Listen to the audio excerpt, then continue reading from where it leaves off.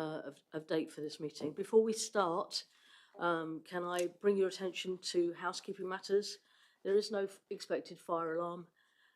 So therefore, if the fire alarm sounds, please follow the fire and emergency procedures with fire exits as you come out of this door, either to your right or to your left.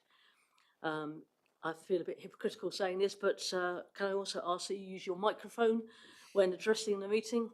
Hopefully I've given you a good example of what not to do, and that it's switched off when you're not using it, and also that your mobile devices are turned to silent. Moving to item 1, apologies. Jake, do we have any apologies for today, please? Through you, Chair. Apologies received from Councillor Ney and Councillor McLean. Thank you very much.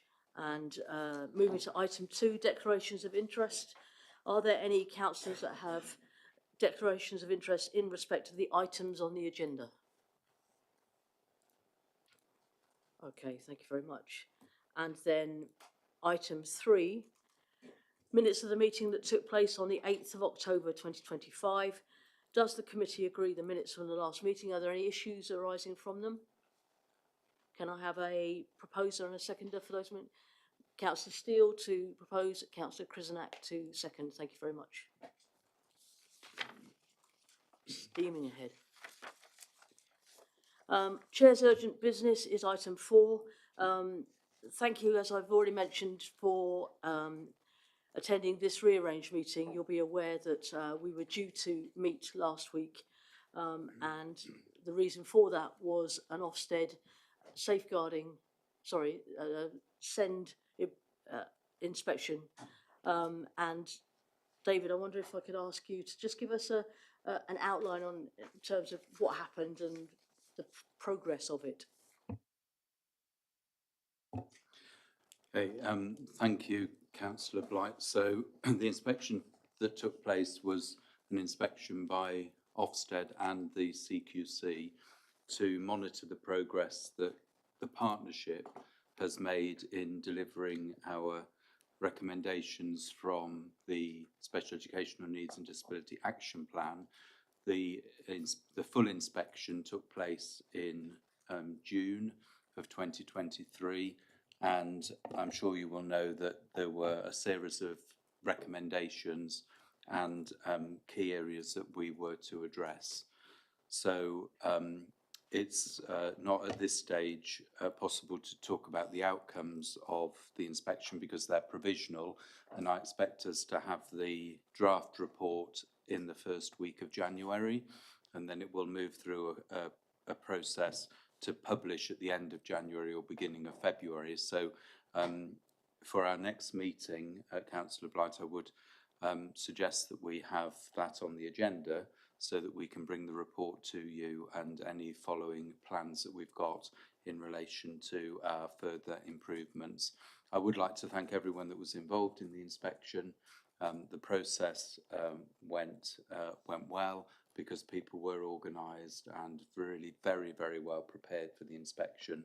We provided significant evidence, at least 100 documents were provided to the inspection team during the course of the inspection, and they were 3 days on site with us, and during that time they had extensive meetings with people from across the partnership. They went out to family hubs, they went to one of our alternative provisions, they met people at all levels of work within the city, and people gave a very strong reflection of the work that they've been doing over the past couple of years to help improve our response and our services for children, young people and their families with special educational needs. So I look forward to receiving the report at the beginning of January, and we can discuss it further when it moves out of this confidential period. Thank you. Thank you, David, and I would echo the hard work that officers have put in, and thank you for all of your hard work in representing Plymouth so well. We need to go one step back because we didn't vote on the minutes. My apologies. So can I see a show of hands from councillors, please? Passed unanimously. Okay, thank you. So back to the agenda, item 5, which is the quarterly performance report. Can I hand over to Paul Stevens, who is on screen, and Susan London to introduce the report for us, please? Hi, good evening. So hopefully in front of you, you've got the Q2 report. So Q2 covering July through to September. A couple of things that we've added into the report for this round is in section 1.4 or page 7 of the standard report. In the narrative, we've added a bit more of a breakdown of the distance that children are placed away from home. Because before we were giving you in and out of Plymouth or more than a certain distance. We've given that further breakdown. And then the second thing we've added, and I think this was following the last committee meeting, was section 2.3, points 9 and 10, which are on page 10, are the education, health and care plan timeliness. So that was something that was asked for last time as well. So we've included that into the report for you as well. And then the final thing, for those of you who like data, I've added another source for national information on the second to last page. So there's now 4 different sources depending on how you like to see your data. So that's in there as well. And again, offer is always there. If anyone wants to walk through those different sources, very happy to do that to people on a one-to-one. Open it up to questions if you're happy with that. Thank you very much, and thank you for a very full report. Can I open it to councillors in terms of any questions that you have for the officers, please?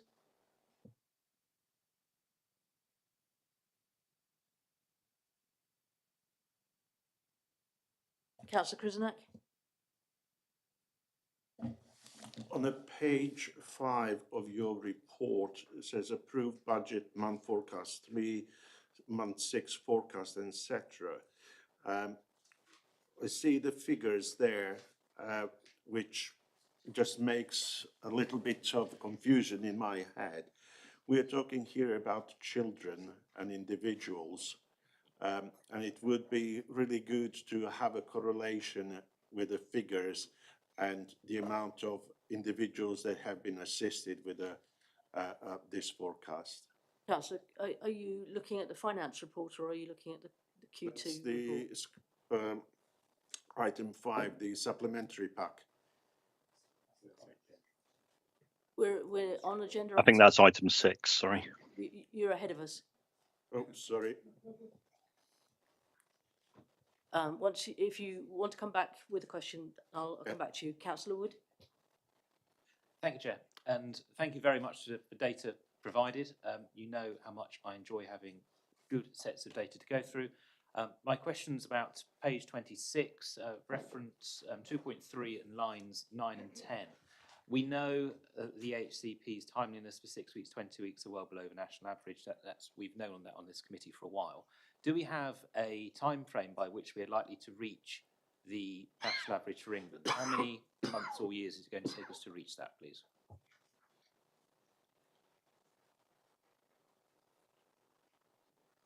Shall I come in?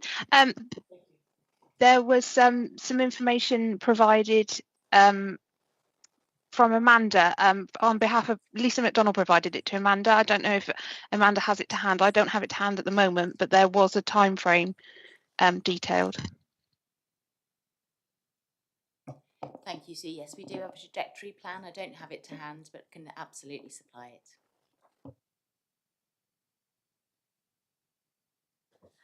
Councillor Krizanak, do you have a question for this? Or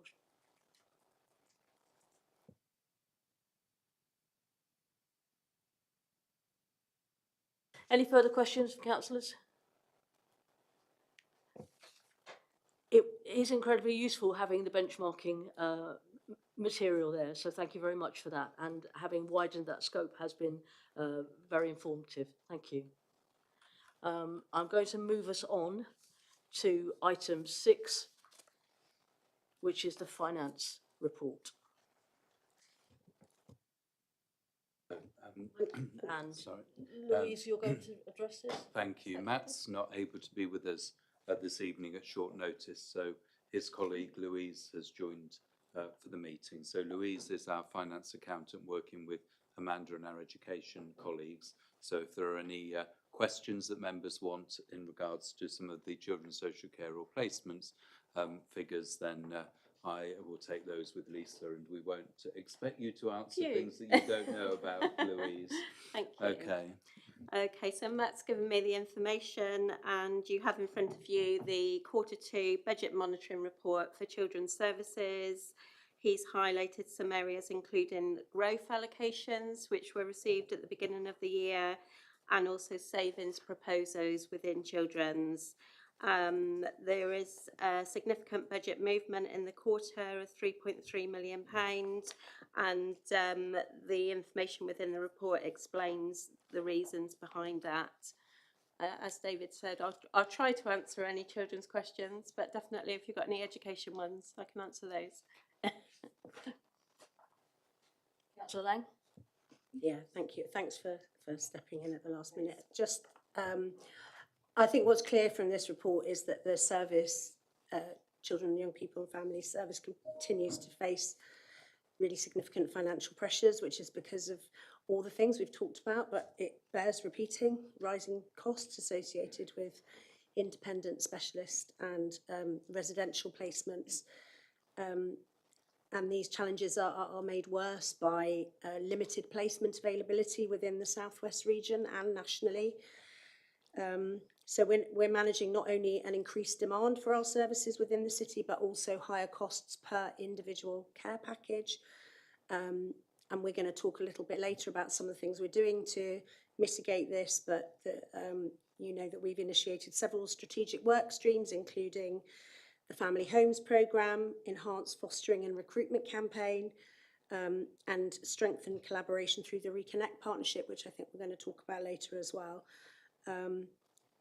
In addition, there's been staffing challenges, particularly in securing permanent appointments. So agency and interim staff have been deployed to maintain service continuity in crucial areas. And a service redesign is currently underway to align with the expectation of the Family First partnership, and we're going to talk about that later as well. But, you know, just to be upfront about, we are facing continued significant pressure. Thank you. Councillor Krizanek? Looking at just the top of the page 7, there's a significant new placements to 2025-26. Now, residential placements are over £11,000 per 2 individuals a week. Now, I would like to know, what is this £5,500 package for that person that includes such a large amount of money to be paid for the foster of the person? David or Lisa can come in on the detail, but actually I think it's quite sobering to hear your, you know, I can't believe this sound in your voice, because no, I can't believe it either. But again, it goes back to my point around lack of placements, therefore providers can charge what they want to, and we are not in a bargaining position, because if we don't use that placement, somebody else will use that placement. But around the detail on what we get for that money, that's a question I ask David all the time in our budget meetings. But I mean, David or Lisa can fill in the detail there. Obviously, it's the individual cost is in relation to the needs of the individual young person, so I wouldn't be able to talk about an individual young person and what that package might be. But the elements that make up the package are the accommodation costs, the staffing to meet those accommodation costs, and some providers will only provide a home for a child if they have more than one member of staff. And if the needs of children are so significant and they've got complex behavioural or emotional challenges, then they may have 3 or 4 members of staff to one young person over the period of 24 hours. And then it will be made up, in addition to those 2 main costs, there would be any additional help that the young person would need. So it may be, you mentioned therapeutic, it may be some therapeutic intervention, it may be some activities that help the young person that make up that weekly cost. So we recognise it's significant, and this is one of the elements that the new national reforms are endeavouring over time to address in relation to the national position that we have got, that the need absolutely outstrips the supply, and therefore we are in an economic market, and that that supply is going up and up and up in relation to its cost. But I don't know if Lisa has anything in addition she'd like to say to that. I think Councillor Lang and David have covered the majority of it. All I suppose I would add is that we know that for some children they don't require residential, but as Jemima's highlighted, we are short of placements, and so we have to access residential, and the costs are sometimes without of our control. For those children with our most complex need, then of course those packages of care can be significantly more, as David has outlined. Councillor Taylor. It's just to build on that point really, and David started to answer the question around those national reforms. I'm particularly interested in whether or not those reforms include any sort of regulation on the costs that can be provided by outsourced providers, for want of a better phrase, given that we have no choice but to provide these placements. We have no choice to pay the price that is being requested. And if not, have we engaged with MPs and government about whether or not that should go into the reforms? Absolutely. So I've written to Josh McAllister, and actually before he became an MP, he did an independent review of children's social care and tackling, I'm not saying all our providers indulge in profiteering by any means, but tackling profiteering was one of the things that came out of his report. And so as a last resort, the government will look at some kind of mechanism. They're not calling it capping, but some kind of mechanism. Their first stage before they get to that, they say, is to speak to providers and to find a more equitable way of operating this market. I hate using these terms when we're talking about children and young people, but that's, in reality, that is what it is. So yes, and I'm certainly not the only person who's written to Josh McAllister about this. He's very clear on what the problem is and how many local authorities are in the same position as us, frustrated because we are not the stronger bargaining partner in these conversations. So I think a cap or whatever that mechanism might be is a way off.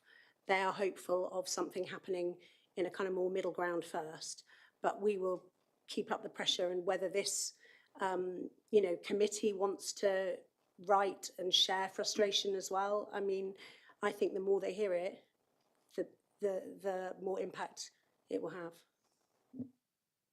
Councillor Cresswell. Could I just say that Councillor Lang has been an absolute champion on this from when I first went onto the council and before. And we did actually have a few years ago a motion on notice which was on this very issue, which I think you actually proposed to full council, Councillor Lang. So yes, it's something that absolutely is, and whatever can possibly be done. But Councillor Lang has been a champion on this right from the very start. Yeah, I think we should offer Councillor Lang whatever support she needs to keep it pushed up the agenda. I mean, we're having these conversations in Cabinet 5 years ago around adults, and the balance has now shifted, and it almost feels worse because we have no choice but to provide these placements. I think whatever we can do to support Jemima, we should do so. Yes, certainly. And that again is why we really need to grow our foster carers, and that is happening. But as Lisa said, there are young people who a residential placement is absolutely the right place for them to be. But we have a number of young people who could thrive in foster care if we had the appropriate fostering placement for them. Councillor Krizanek? I'm just wondering, reading through this report, it talks that we use the different medias to promote fostering. And I think lots of people just don't get the access to those medias. And I think we have excellent opportunity now. By April, we will have a council tax reports going to every household. And if we have a leaflet that will show what fostering is all about and what the benefits are, it will reach practically every single household. And I believe there are lots of people that will be quite happy with incentives that fostering a child brings, and it will alleviate homelessness. People that live on their own, it will provide some kind of companionship, and some other things that might just help. Some people see this as a financial incentive, but also they still have that love in their hearts to help children. I think that's a good way forward to think about the advertising. Thank you. So we have done that. We have. That's a very good idea. I'm saying that because it was my idea as well. Yeah, we would, and we will look to do that again, because, like you say, that goes to, you know, every council tax-paying household in the city. And I would also say I've met many foster carers, and I'm sure Lisa and David have met many more than I have, and not one of them is doing it for the money, but it's a complex role, and we must remunerate people properly for what they do. And I wonder, maybe I have a monthly update on the marketing activity, a very specific work stream about the marketing activity, and maybe that might be something that, you know, far be it for me to say what could go on your agenda, but it might be you might want to hear from the marketing team about what they're doing about their Foster for Plymouth marketing. They are absolutely passionate about promoting foster care in Plymouth. And if you can think of anywhere else we can go, or any other group of people that we could go and speak to, then I'd love to know. Let any of us know, and we will be there. Thank you. Any further questions? Councillor Wood? Thank you, Chair. Can I just make sure I understand this correctly? And that is that on page 3, at the bottom where it says, or the very top of page 4, forgive me, children's growth, are we predicting an overspend this year of 12.6 million? Is it of an overspend of 12.6 million? Is that, when it says the children's growth, is that the overspend in this financial year? So I'm absolutely clear on where we are. Yeah, so no, the growth is on the top of page, sorry, the change in quarter is on the top of page 4, which is 3.313 million. So that's the adverse variation we're projecting. So that's grown, sorry, it's 3.7 million, and it's grown by 3.3 million in the quarter. So the expected overspend at the end of the year is 3.731 million. I think you're looking at the 17.5 million growth, which was what was agreed to increase the budget by. So I'm specifically on page 4, the very top of page 4, it says children's growth of 12.6 million. Can you just confirm to me, what does that 12.6 reflect then?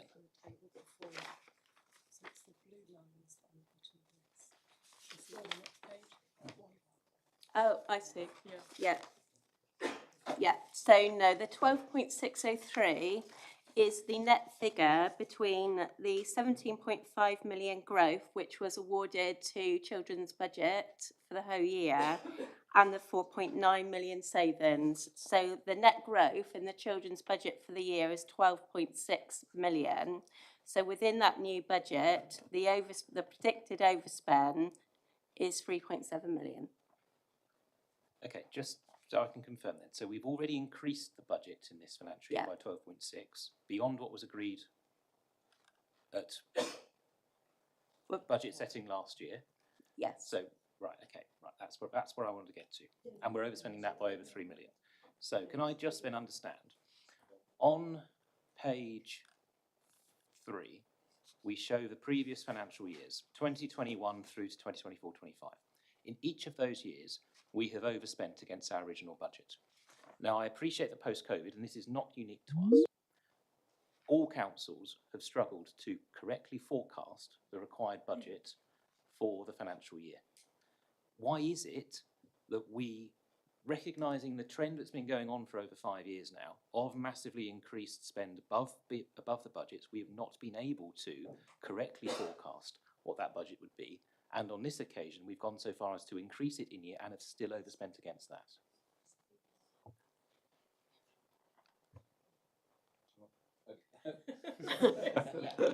So, I mean, Lisa may have something to add. So in terms of the clarification of the figure, I think Louise has clarified that. My only final clarification is that the 25-26 budget with a net growth of 12.603 was set at budget setting and went through budget scrutiny, etc. That's not in addition to the budget that was set.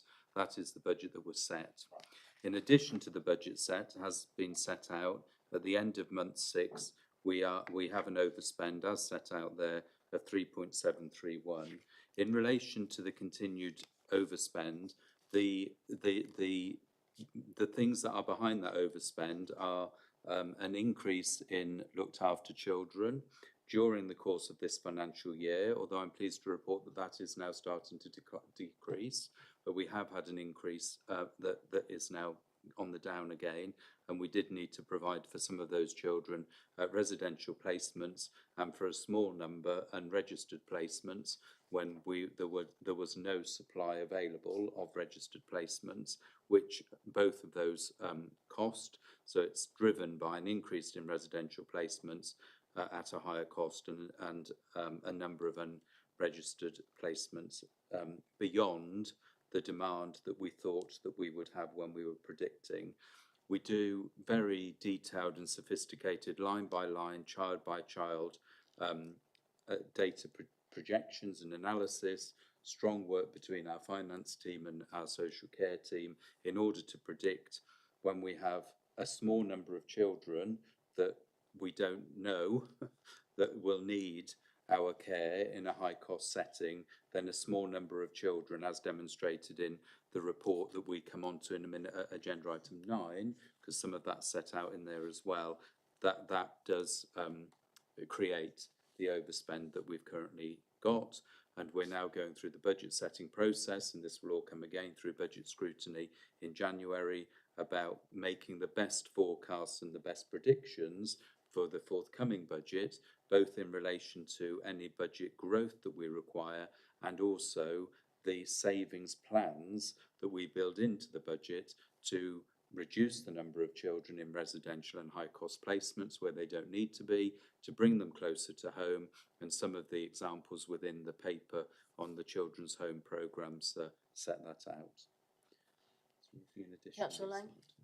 David's covered most of what I was going to say, but I think we actually have got better at forecasting, but a demand-led service is a demand-led service, and it can take 1 or 2 placements to absolutely unexpected placements to skew your predictions, because it's something that, well, certainly since David has been here, that we've talked about a lot around more accurate forecasting and prediction. But it is, I don't know that we will ever get it right, but I do feel we have got better at it over the last couple of years. But it is a frustration. Of course, you can't predict the life pattern of people and things that are going to happen in people's lives. But I want to say that I think we have got better at it, but still we are where we are, which is frustrating and difficult, but it's because we're doing the right thing for the people that are young people that are coming into our care. Any further questions, Councillor Noble? I've read today in my emails that there's been some changes to the deficit. There's a statutory override on the deficit for the dedicated schools grant, and the government taking, or it's not on taking responsibility for that deficit. Do you think that's a move in the right direction? And how do you think that will benefit or make things easier in this area in the future? I think it would be difficult for us to comment on that, Councillor Noble, not seeing what information that you've seen today. I mean, the government have committed to the statutory override until 2027 for a further year. Am I right? Yeah, I'm just checking with Louise because she's, yeah, they've committed to it for 2 years. So formally, we don't know anything other than they have committed to it for that period of time.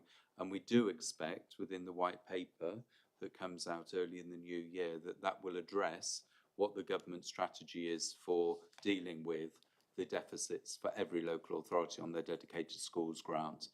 But at this moment, I've not read anything that says that the government have made a firm decision on that. David, Councillor Cresswell? I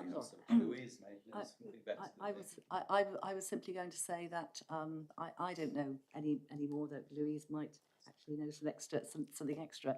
But what I was going to say is that I've in full council, the last full council, I talked about the dedicated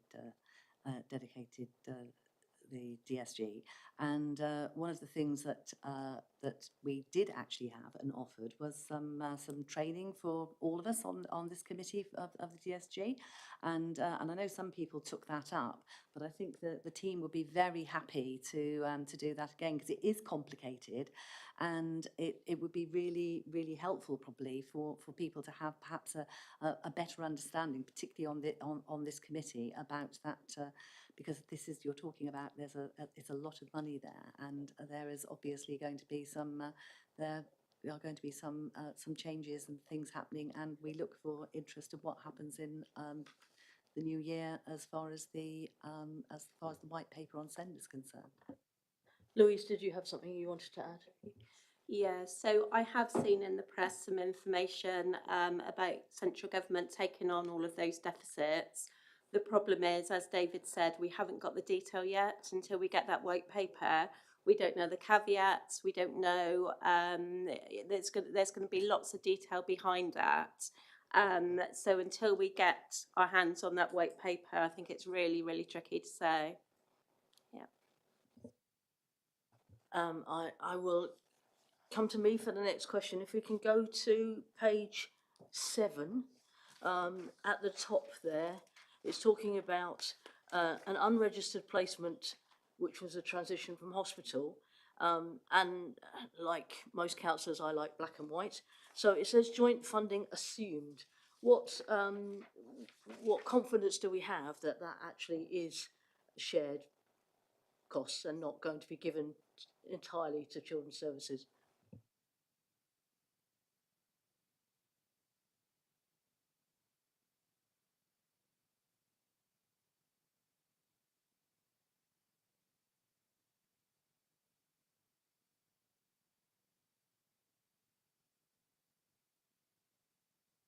Got my microphone on, Lisa. I don't know if you can. I can confirm it's 50% shared costs. Thank you. Some certainty in this world is always good. Thank you very much. Any other questions? I've made some notes of things that have been suggested whilst we've been discussing this item. We had a proposal of a letter to government following the discussion earlier about the work that Jemima has already done. Maybe we could look to a confirmation that the details about fostering in Plymouth goes into the council tax information to parents, and just confirm that we think that's a good idea. And then we had the offer from Jemima, Councillor Lang, that the marketing team could potentially address issues for us on a future agenda. So if we take those in turn, are we happy to make a recommendation that this committee writes a letter to the government? Councillor Cresswell? And also another opportunity to do the DSG training as well? Thank you. The DSG training is already on the action log, which is why I didn't mention it, but thank you for reminding me that I needed to say that. The fostering details will be going ahead, so I think we can just nod on that one if you're okay with that. And then a future agenda item for the marketing team. Are we happy with that? Thank you. I'll take that as read. Thank you very much. So coming back to our agenda, we're moving to item 7, which is the Plymouth Safeguarding Children Partnership Annual Report 2024-25. Can I please hand over to Councillor Lang to introduce the report for us? Thank you, Chair. So as you'll see, the report highlights some of the differences made for children, how the partnership implements learning, funding arrangements for the partnership, independent scrutiny, an update from the Young Safeguarders. And the Young Safeguarders came to our meeting last week, which was a really, really good meeting. We had so many people, I don't know, David, about 40 people maybe, getting on for 40 people from partners right across the city, which was really fantastic to see because the people who care about safeguarding children, but the Young Safeguarders were an absolute masterclass in speaking truth to power. They had some very challenging demands. They had come across some fantastic data which needs to be followed up. Some people, I read a piece yesterday about people saying, you know, that having young people come to these kind of things is some kind of tick box exercise, and I can absolutely assure you in Plymouth that is not the case. The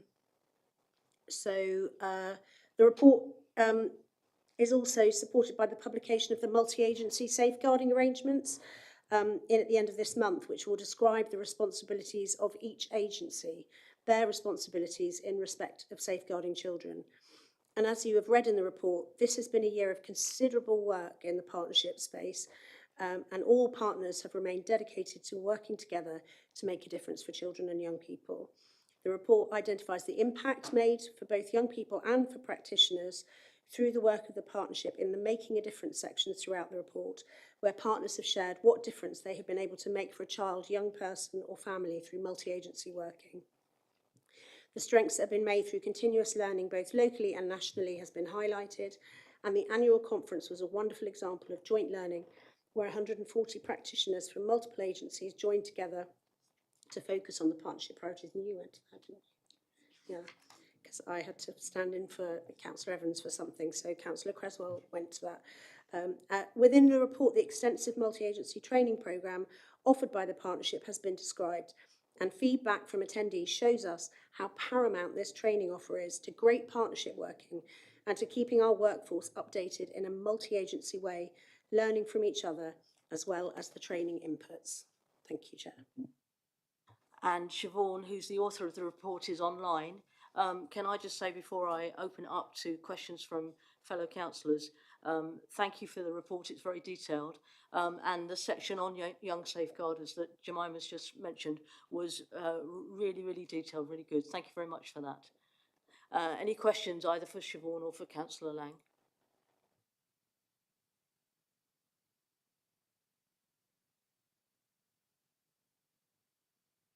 Please do, Councillor Wood. Thank you, Chair. I've noted through the report, and it is enormous, and I must confess I have found it difficult to read a 100-page report, but one of the pieces that I did pick out, which is quite specific, and I don't like going into such detail on one specific piece, but we have got listed on here that the conference was held at Home Park, and on page 39, paragraph 6, it highlights it was only attended by 140 people, yet on 103 it says the outlay was £8,748 for both the conference and the supplies. Now, I don't know whether that's a true reflection of the cost of a conference and whether you've lumped in annual supplies onto the same outgoings, but with all of the public-owned buildings in the city, why are we having conferences at Home Park, and indeed for Plymouth Head Teacher Conference taking place in the future why are we not able to use the buildings we already own in the city to reduce some of those costs? I mean, on that conference, when you then look on our Plymouth Safeguarding Children Partnership website, none of the slides are available, and all of the YouTube videos do not exist because the site has been taken down. So the outputs of that I wasn't able to look at. Can we just question why we're using such a venue? Thank you. So you've highlighted a challenge, Councillor Wood, in terms of venues that are large enough.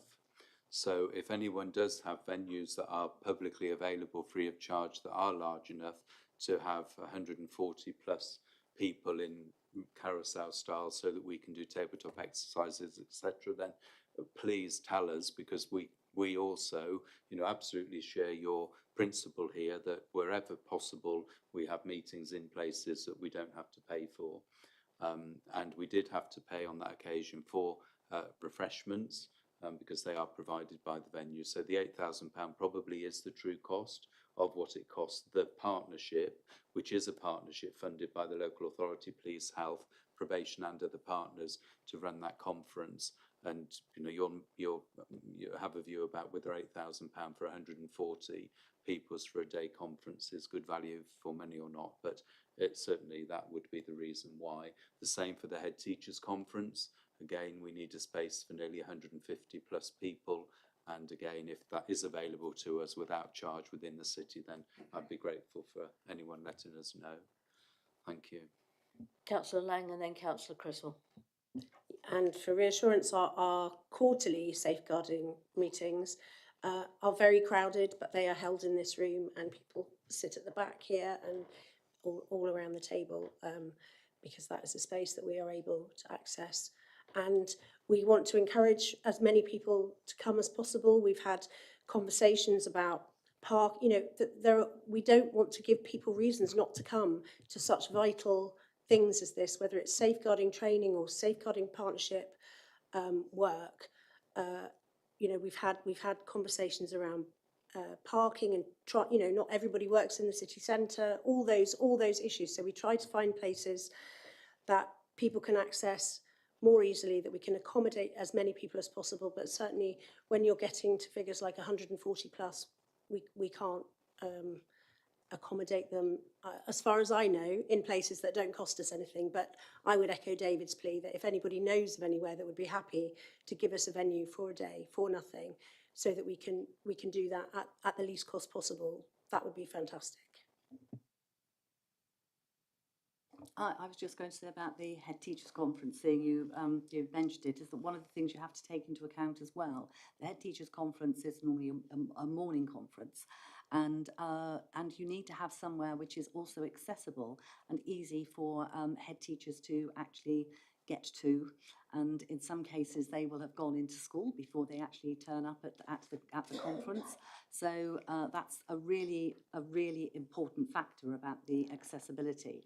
And just something to reflect on when David actually first started with this local authority, we had, I have to say, the success, and certainly our last head teachers conference, which was very successful, especially as there were other representatives of the council and various other groups who were actually at the conference as well.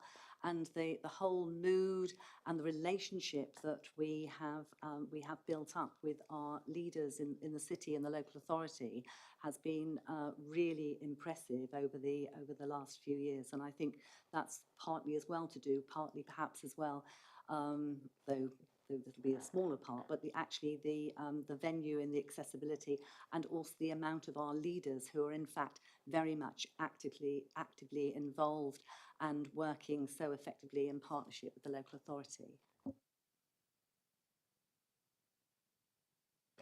Thank you. Any further questions? Councillor Noble?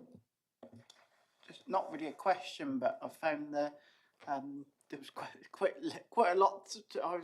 I listened using a reader, so it was reading to me for quite a while, this report. But I thought it was quite good. It gave some examples of it describes multidisciplinary teams and different agencies working together, and they're words we hear a lot as councillors, but it was quite good. There's some case studies amongst of situations and families and things that have been supported, and that's quite good. It makes it a very long report there, but actually it's quite good because it gives people a bit more of a tangible of how some of these things actually work and who's benefited. So I thought that was a good added a lot of colour to the report. Councillor Lang? Yeah, I always think that case studies really help. If you actually hear people's stories about what's affected them, what's supported them, what's helped them, what they needed help with, I think that's really powerful. And I take the point that it's a long report. There's specific, I'm sure I might want to say something about this, there's specific guidelines around what this report needs to contain, statutory guidelines around that. But I would say that I think, I don't know about the rest of you, but in terms of what we do as councillors and what we do as a city, safeguarding our youngest and most vulnerable, in some cases, members of our population in Plymouth is just about the most important thing that we can do. And it's detailed very extensively in here, and I think Siobhan will be able to tell us why that is the case. And I know I want to say thank you to you, Siobhan, for all the work that you've done, because I really feel like the partnership has shifted this year. It's, as I say, you know, there's a list of all the partners in here who come, and it certainly hasn't always been like that.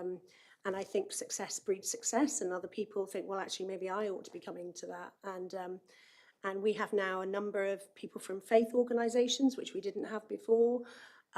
So I think it's really going from strength to strength, and it's a long report, but it really does demonstrate that work. Siobhan? Thank you so much, everybody, for those comments. It is a very long report, and we do appreciate that it's a long report, but there is national guidance of certain things that we have to meet within that report, and certain things that we have to report on. So it does make it quite long, and I apologise for that, but actually the content within it, I don't apologise for. It's fantastic what the partners have done in over that time period has been really great, and it has really grown from strength to strength. And also then it's been recognised by the Department for Education as well, our annual report, as being sort of an exemplary example of that reporting based on the Working Together 2023 guidance. So we're really, really proud of that as well. That you know, and thank you, Councillor Lang, you are absolutely right that it has grown from so much in the last year. And just to note, Councillor Wood, with regards to the website, I'll personally look into that and find out why you weren't able to access those YouTube videos, and I will get that fixed. Thank you very much, Siobhan. That's really, I'm sure, music to Councillor Wood's ears. And it's really good to have a ringing endorsement from the Department for Education, so well done. That's really good. So moving on, are there any recommendations other than to note the report, which seems a bit miserly considering how much effort has gone in? Do we have any recommendations for committee? Councillor Kriznac. Just looking at this report, it talks about the headline numbers of 76 training courses, individual practitioners, training places and days of training. I would suggest that this number increases to allow much greater number of individuals to participate. Obviously, I assume that there is a limited number of places that people can participate, and by extending that range of days and training sessions will provide a much greater opportunity for more people to participate, and also encourage others to take the courses, because the understanding what safeguarding is definitely will make impact in the all areas of the work that we are associated, whether that is religious background, whether that is education, whether that is work environment, whichever area we look. But I'm definitely pleased with the numbers, but I would like to see much more done in that respect. Thank you. Thank you. So can we agree to note the report? Thank you very much. Thank you very much, Siobhan. Moving on to item 8, Families First Partnership Programme of Reforms. I'm going to hand over to Councillor Lang to introduce the report, and Lisa is also available for questions as well. Thank you. Thank you. And we were having a conversation before we came into this meeting in our group room around the kind of real no-brainer idea that the earlier you help families, the better that is for everybody, for the people in the family, for the finances of the council, for all sorts of reasons. And the Families First partnership is all about that. And it sets out, and I do think it says exciting. I do think it's exciting because it's a system-wide reform of family support, and it's focused on early intervention and a whole family approach. And it aims to ensure that all families, regardless of background or complexity of need, can access the right help at the right time through a connected system spanning universal, targeted and statutory services. The model brings together targeted early help, child in need, child protection into a seamless continuum with family help lead practitioners maintaining consistent relationships with the multi-agency child protection teams who provide statutory oversight where it's needed. Family group decision-making approaches are central to the transformation. Building family and community capacity to support families to thrive. The approach supports dynamic, needs-led planning and aims to reduce duplication and, vitally, escalation into crisis. Local implementation with key partners is progressing really well, supported by a recent programme of well-attended engagement events and partnership working groups established for each area of the reforms.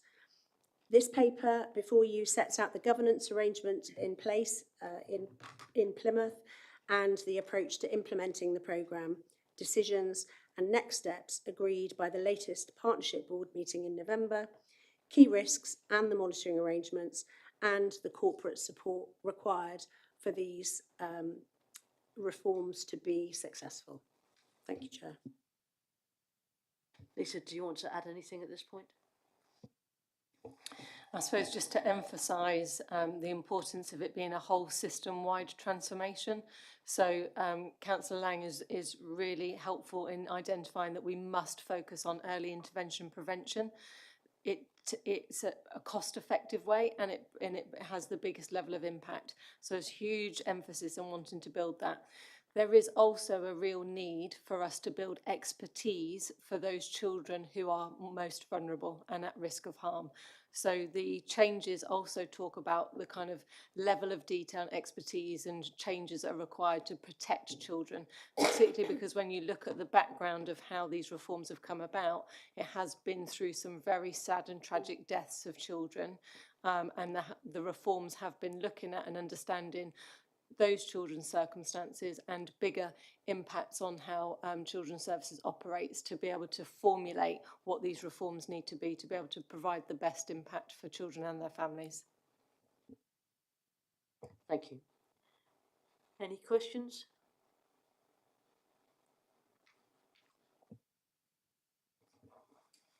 So the families, there's a reading this and a little bit reading round on the family first approach, sort of developing developing services out from the family hubs and having organising localities. So what do you think are the other benefits from having teams based in localities?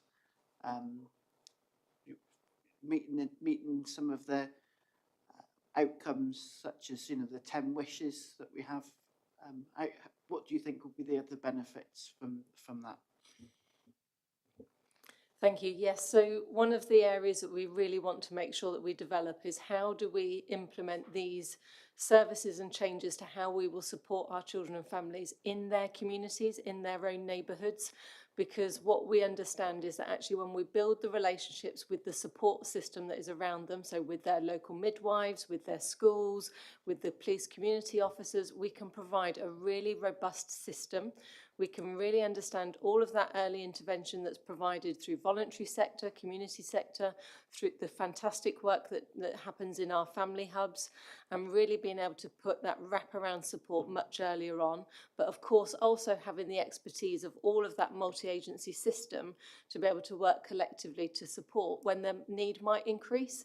So how we kind of intervene at an appropriate level, but putting that in a community means that we can understand on a local basis and we can adapt what our resource needs to be, and we can understand how we work together as a partnership to best meet the need of those individual families.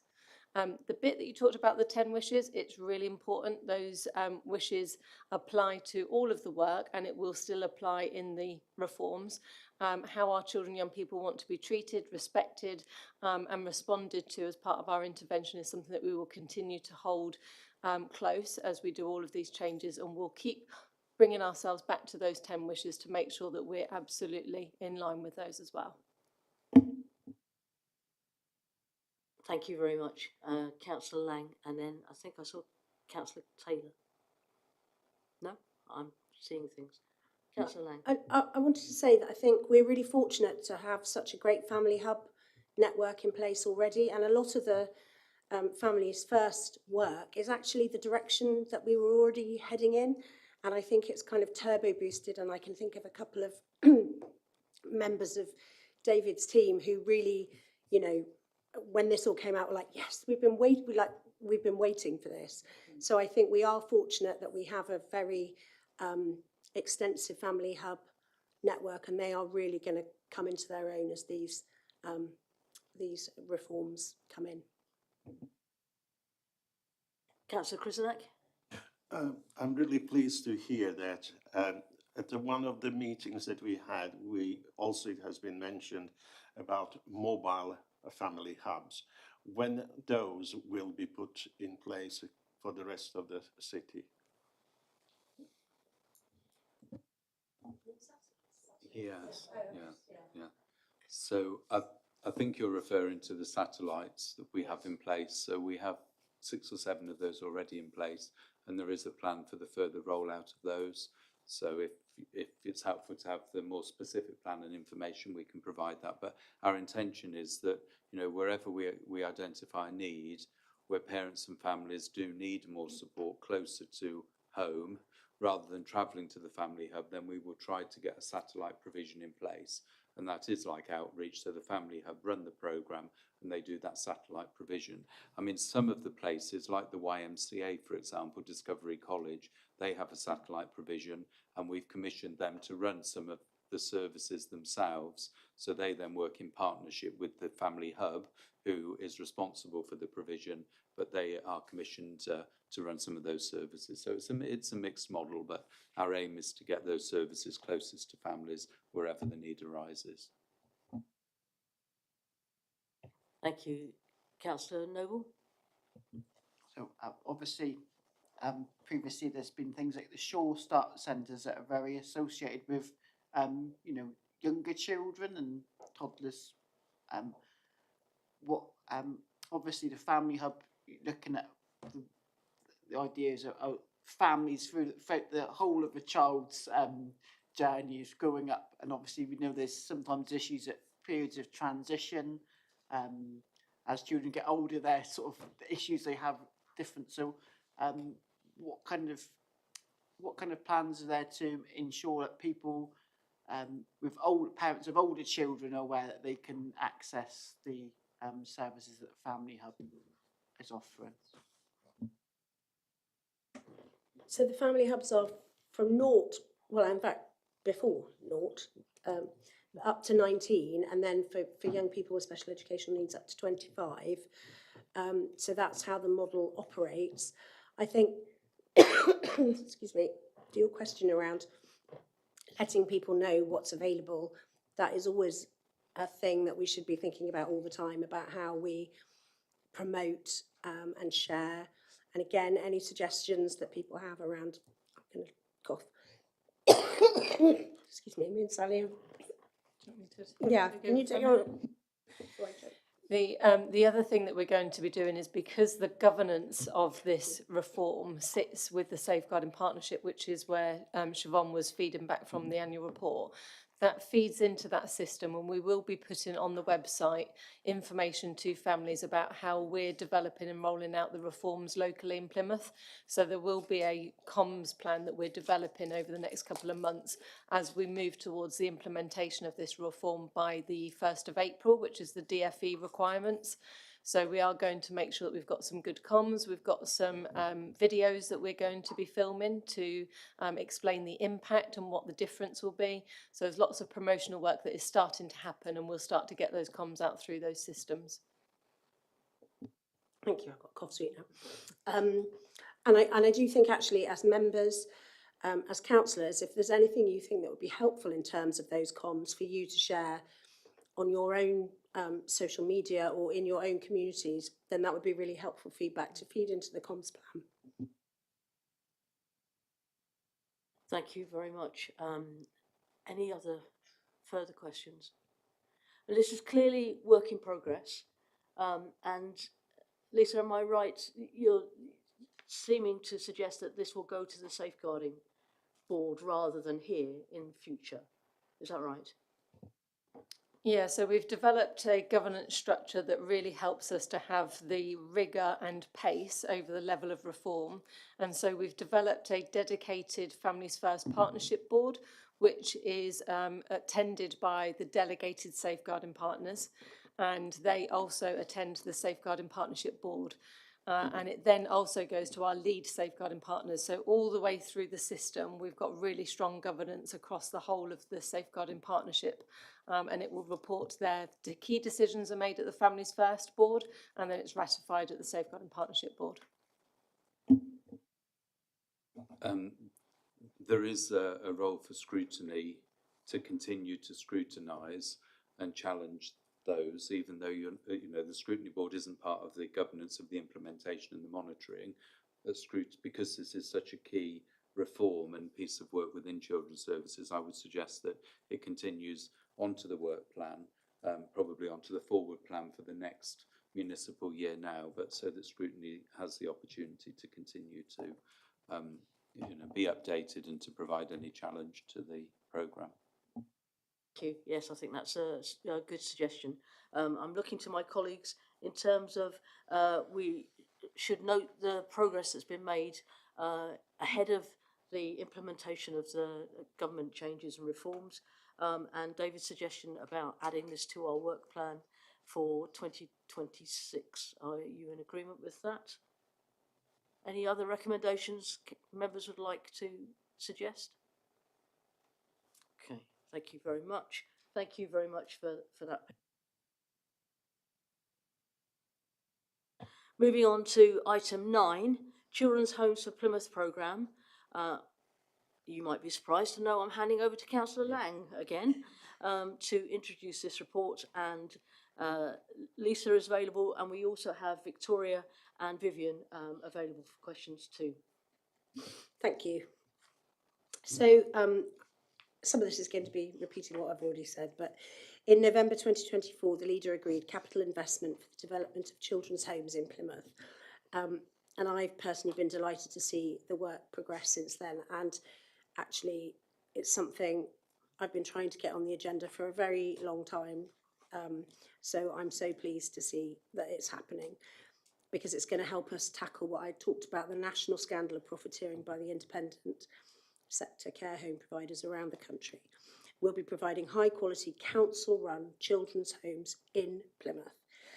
The report details the progress made over the past year and some of the learning to date, and I think I've said it in this committee before, I speak to cabinet members across the country who've got the same portfolio, who have started on this journey, and they all say the path to the first home that you open is the rockiest and the roller coaster, no, I don't think that's a word, the most roller coaster kind of part of the process, because you come up against all kinds of obstacles that you didn't foresee, but once you've got through that first one, then obviously you can take that learning into the next one, and then hopefully the next one after that.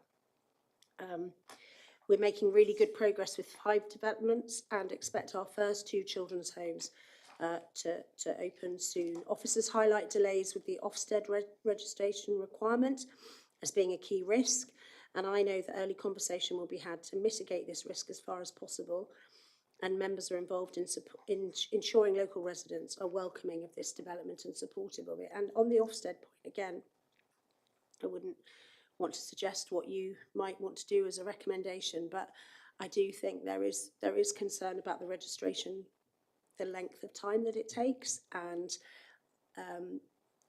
I hope it's all right to say that I think we will open unregistered if that's what we have to do. We would rather not do that, but if that's what we have to do, that's what we have to do. But I do think I did ask a question once of Ofsted a couple of years ago, and I don't know if it was in Scrutiny or another, where we were assured around the timetable that there was enough capacity to do all the registrations. But of course, if many local authorities are doing what we're doing, then lots of people are going to be asking for new homes to be registered. So again, you know, it might be something that this committee wants to think about, just asking for some reassurance, or what can any of us do to speed up that registration process, because we don't want that to hold up what are absolutely crucial developments in this area.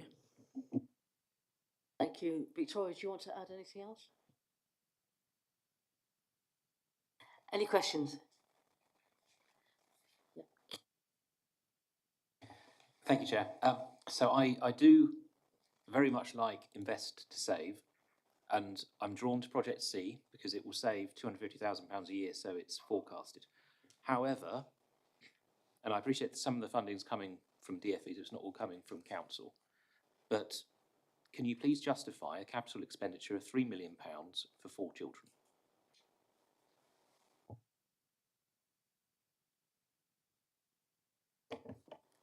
So those children in our in specialist provisions elsewhere in the country will be costing extraordinary amounts of money, and that price continues to go up. So we don't have, you know, there isn't an average as such, because it would very much depend on those children's needs, but they could be up to 4 to 1 staffing with really specialist high level support, also with significant health provision within that and other provisions which we actually can't predict. So those costs can be upward of £20,000 a week. Thanks. It's specifically on the capital expenditure. So it's a 4-bedroom home, which I appreciate is a new build and is requiring to be therefore done from scratch, built to the correct standards and such. But it is still £3 million for a 4-bedroom home. So can you just explain to me what is it I'm missing from that, please? Okay, so the home itself is a really specialist build. So the design is very specific. What we understand from children who often need to be in these placements is that they're often hospital-like, which we obviously need to move away from, because this is a children's home. But they're often really challenging issues around matching children, because the need is so great that putting them together in a shared environment can be really difficult. So this is a modular build. I say modular, it's built as one, but with the idea that there are individual apartments, really. So it's a sort of a semicircular build. There's an atrium, there's a sort of a calming feature. So we've got privacy screens with plants, we've got breakout rooms. This is going to be a provision that's going to have very, very high staffing, which is very restrictive to children. So we want to provide spaces within that where children can be unsupervised. They deserve to be unsupervised for periods of time, and that requires a really specialist build. So anti-ligature, privacy screens, specialist locking systems that aren't restrictive when they don't need to be, so magnetic locking systems. So we have tried to think about how to achieve good lighting, how to achieve calming environments, how to achieve space that gives the children the feeling of being nurtured and supported in a home, with the specifications and safety provisions that a hospital type environment might provide. So that hybrid modelling is really difficult to achieve, and that's why we are seeing a high cost in that build, because it's a really specific specification that we hope means that we can have full capacity, so we can have all 4 modules filled without those children impacting on each other and us having safety concerns around those children and their welfare because of the impact of each other. So it's designed in a way that means we can be at full capacity all of the time. I very much appreciate the answer. It feels like we've gone for the absolute highest of standards. Is there, if someone was to say, rather than going for a building that would have cost 3 million, were there considerations to look at one which would cost, say, 2.5, 2.75, and then the saving of £250,000, £500,000 could also be reinvested into supporting an additional number of children as well. Why was the decision taken to go as far as we have gone, which then possibly restricts the available funding for other children as well? Notwithstanding, we obviously want the best for the children, but do you understand where I'm coming from? So Sorry, Victoria, can I just come in?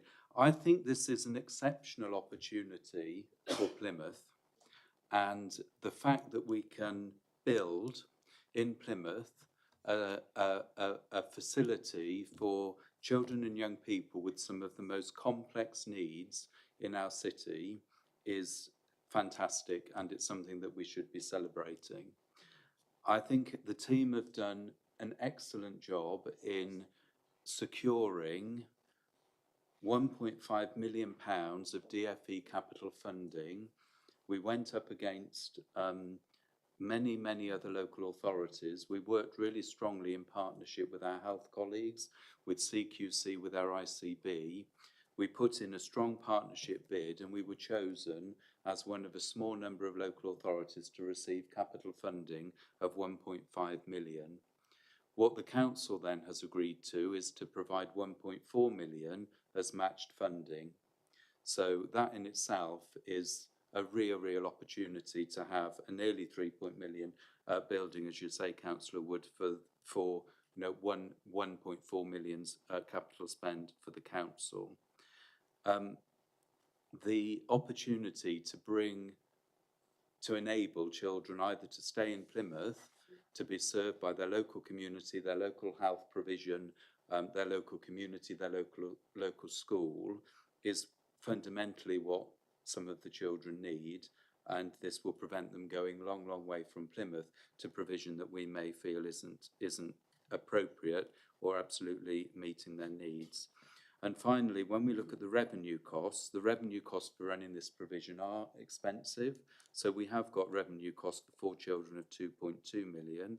On our current costs, what we're paying today for 4 children that have those needs in this type of placement outside of Plymouth, that costs us 3.66 million, as set out here. So the revenue saving is nearly £250,000.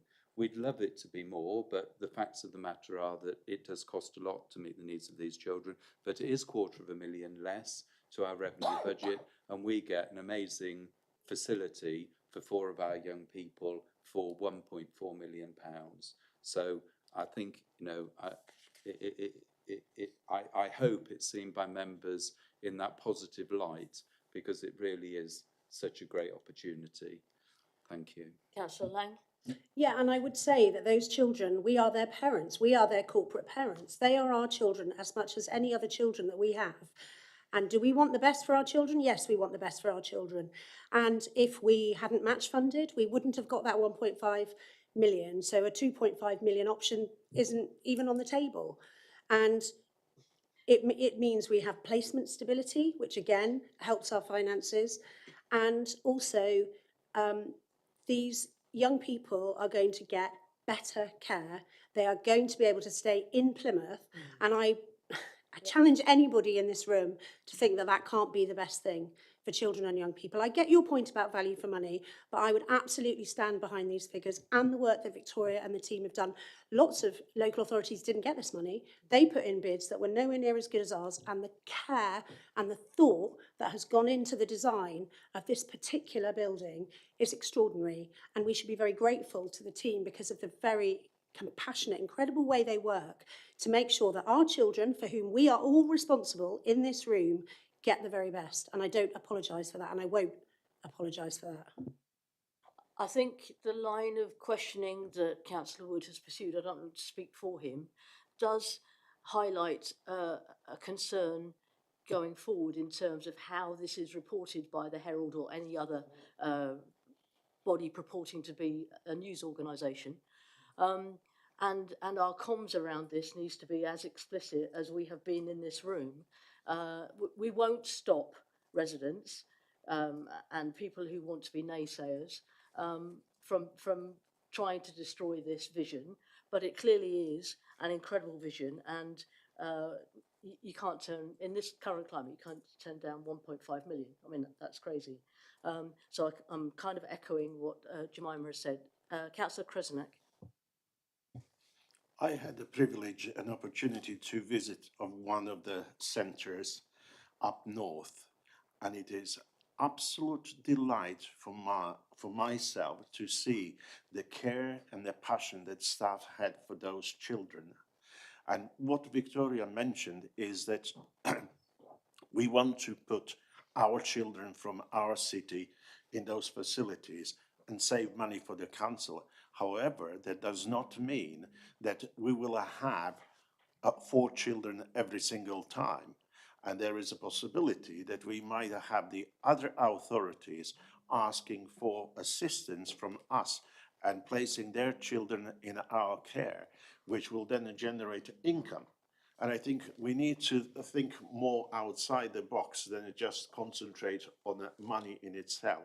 But I'm more delighted to know that we are building a facility that will provide a foreseeable future, a care that some individuals in our town definitely and desperately need and require. So I applaud you. Councillor Steele. I echo Councillor Lang's point that we are the corporate parents, so it's our responsibility to do the best by all the children in the care of Plymouth City Council. And this programme is a really ambitious approach to tackling a grotesque amount of profiteering in this sector of providing placements. And I'm really proud of the fact that Children's Home A is in my ward and is going to be the first one, and it's mentioned as the net saving £133,000 a year. That's money back in the council's budget. So my question is effectively, in terms of those net savings across the different projects, will that just go into the kind of the general revenue, as in savings against the general revenue budget, or is there any kind of plans in terms of, because I know there's a difference between revenue and capital, but because we're still not quite, from what I've read, even with these projects, we won't quite have met the demand that we've got. So what's the kind of plan to, how are we going to try and keep on building that council-owned provision instead of relying on a grotesque profiteering private sector approach that we're currently beholden to?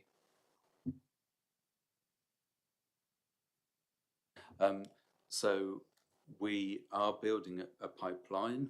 So we are working, as you've seen in there, to secure a second home. And then within the financial envelope, the capital investment that we've got, we won't be able to fund a third home completely, but we will be going back to the Capital Programme Board to seek approval for further capital investment to bridge the gap for a third residential home. We want then to be successful in getting Home A open whilst we develop the pipeline behind it. So there is the vision to have, as many homes, frankly, as we can manage, as we can staff, and to meet the needs of the children that we've got within the city. In relation to how it's being financially calculated, so there's the borrowing cost to the capital. So the borrowing cost does get comes into the directorate's budget in terms of a cost that I need to pay for that borrowing year on year until that ends. And then the revenue savings that you see there are against the placement costs that we currently pay from the revenue budget. So they will go as savings lines to offset the growth lines when you see the budget coming out, and that's how it will work through. Councillor McNamara. Thank you. Could I just ask about the recruitment process? It says starting interviews next month and people will start the jobs in April. Is that because there's loads of good staff and you have a job to whittle them down, or is it the opposite? It's a long process, that's all I'm thinking. It is a long process.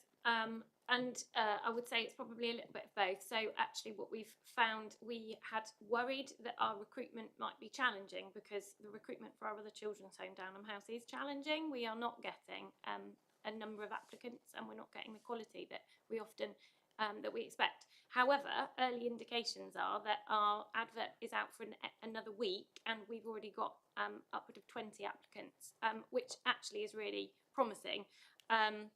So we've not been able to shortlist them until the advert closes, but once we do, that will establish kind of where that quality is. So that's why it's a long process, because we wanted to give people the opportunity. We wanted the advert to be out there for the maximum time based on our previous experience, which at the moment looks to be more positive. And we then hope to interview early in the new year, which will give us the opportunity to kind of staff that first home and then potentially some of the second home. So 1st of April is based on our recruitment process. So our recruitment process is very long, and we do find that it is a challenge to get anyone into their employment inside of sort of 3 to 4 months. And that's to do with the additional checks that we need to complete for children's home staff, notice periods, but it is a lengthy process within Plymouth City Council to get people in a timely way. So that is a realistic timeline for recruitment. Councillor Taylor? Jemima, I think you should be incredibly proud of of what you're doing and the creativity that your teams under your leadership have shown in the face of such, the failure of successive governments to fund social care as a whole, but now particularly social care. And I think you're absolutely on the right track and you're absolutely doing the right thing.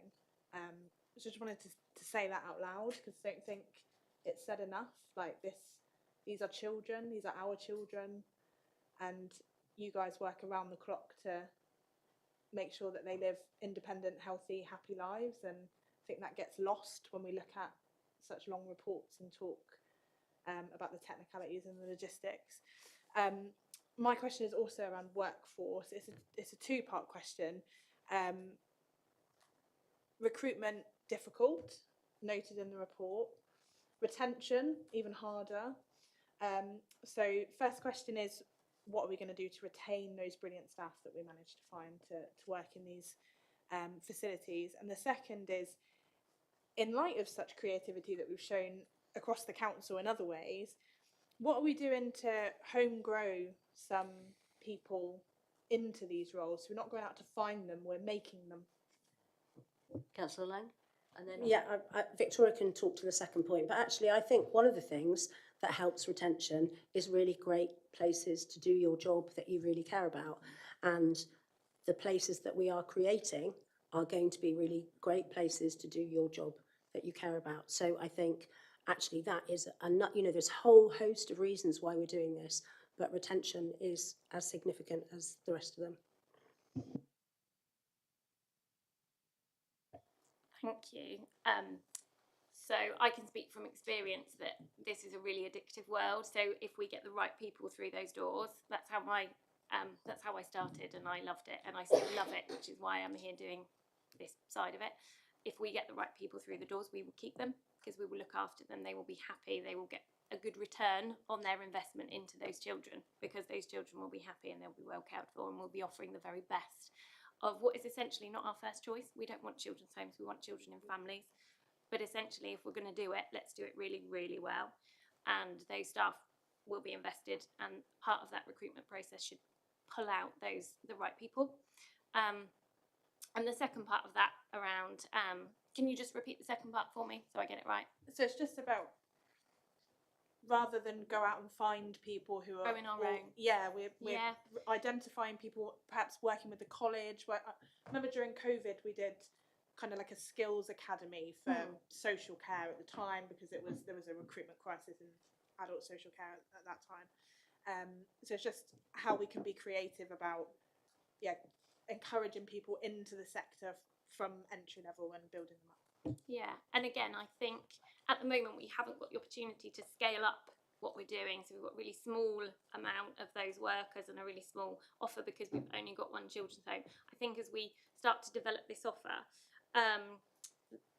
we hope to, you know, our partnership are working across teams within our council. You know, we're already working across teams. We're already setting things up. We're working with family support workers. We're working with social workers. We're working across different departments where there's an interest. There's a, you know, people are talking to me, oh, what about those deputy manager jobs? What about those? So we are starting to spark an interest in people who want a career change, a sideways step, a different, you know, perhaps people who have been in that world and want to return to it. It's a real challenge to be able to do that, because that backfilling is always difficult when you've only got a small cohort. But as we hope to, you know, grow that offer and grow that staff team, we absolutely want to grow our own managers as well, which again, we know nationally recruitment of registered managers is really difficult. There is not an abundance of skilled people who want, you know, who are applying for those jobs, and it's a real competitive world. So we absolutely want to grow our own managers as well within the existing cohort. So part of our training programme and our development and our leadership style within those homes will absolutely give people the opportunity, if they want to be able to progress within those homes, which is something we've not had before within our current children's home because of the size of it. So we hope that people will have those opportunities to be able to grow within their settings and diversify and move around the homes too. Councillor Lang. You've just said at the end what I was going to say, because we haven't had the opportunity before, but I don't know again whether there is some kind of recommendation around working with HR and OD or around when these places are come online, you know, a specific programme around training our own registered managers so that we can overcome that challenge. And I think it's a really good suggestion. Councillor Steele. I had one question which was meant to be a follow-up, then my brain went completely blank when it was and it's a recommendation going back to the point around needing to have a top-up in the capital budget. Would it be helpful, useful for this board to send some sort of note of support or whatever to the capital programme saying, like, we as a board think this is important and we'd really support sort of further capitalisation of this? Is that something that's feasible and useful? Is the first question, David, which is follow up to what you said. And my second, which is back to the workforce thing. So for the residential care home staff, I've noticed that it's, the salary is 30 to 32k that has been advertised. I'm just fascinated to understand, how does that compare against the wider sector, say the private sector, and linking into the conversations around retention, and then also what I'm making assumptions of what we offer more holistically, but yeah, I'm just interested to hear where we're at compared to the wider sector with that salary point. Back on that, so I'm really confident that council, both in terms of senior officers and elected members, are really supportive of the capital investment into children's homes. But Jake has suggested a form of words that we may take in when we write our next capital bid in relation to the endorsement from this board of that capital bid. Did you want to say, Jake? We might be jumping ahead in terms of we as scrutiny members need to endorse this before we then suggest we do something else. So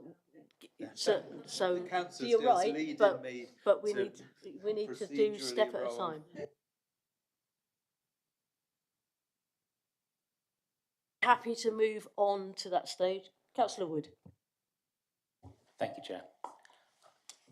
On Project C, I do think, Chair, my second question wasn't answered. Oh, apologies. Remind us of your second question, please. At the 32k salary, how does it compare against the private sector? So our salary at that level is fairly competitive. So what we haven't got is the ability to offer some sort of incentivised packages around some of the private providers, for example, are quite creative about how they retain staff, how they reward staff. And that's really varied. So it can be vouchers, it can be, you know, just smallish incentives, but they're quite creative in terms of their packages to their workforce. But what I would say is our salaries at that level are pretty competitive. So we are even paying a little bit more than some. And also we do, as a council, we recognise sort of Sundays, bank holidays, after, you know, unsociable hours, which it is actually quite a significant uplift to your salary, which is a real benefit, which most of the private providers don't recognise. So it's, forgive me, swings and roundabouts in the sense that there is a little bit more of a financial incentive, and obviously we look after our workforce really well, but there's not so much creativity, so we often haven't got much of a carrot to dangle, whereas private providers have more of a carrot. So, and that's where the risk is with people moving on. Councillor Wood. Thank you, Chair. Returning to Project C, if I may, I haven't asked the question for a headline in the Herald or anything like that. I'm a project manager. When I see a project costing £3 million for 4 people, it is perfectly reasonable to interrogate those costs. Okay, so that's the purpose of the question. I recognised when I first asked the question that it was saving £250,000 a year. I also recognise it was unlocking funding from the DFE. What I would just like further explanation is as to why the cost has come out at £3 million and why it was not possible to achieve a very similar standard for 2.5 or 2.75, and why, if we were not able to achieve the same standard for that, why it would then have not allowed us to unlock money from the DFE.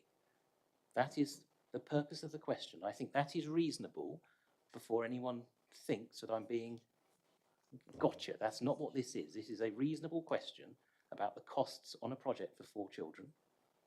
We want to provide the very best, but I would like to know why we could not provide a very similar standard at 2.5 or 2.75, and why that would not therefore unlock the money from the DFE.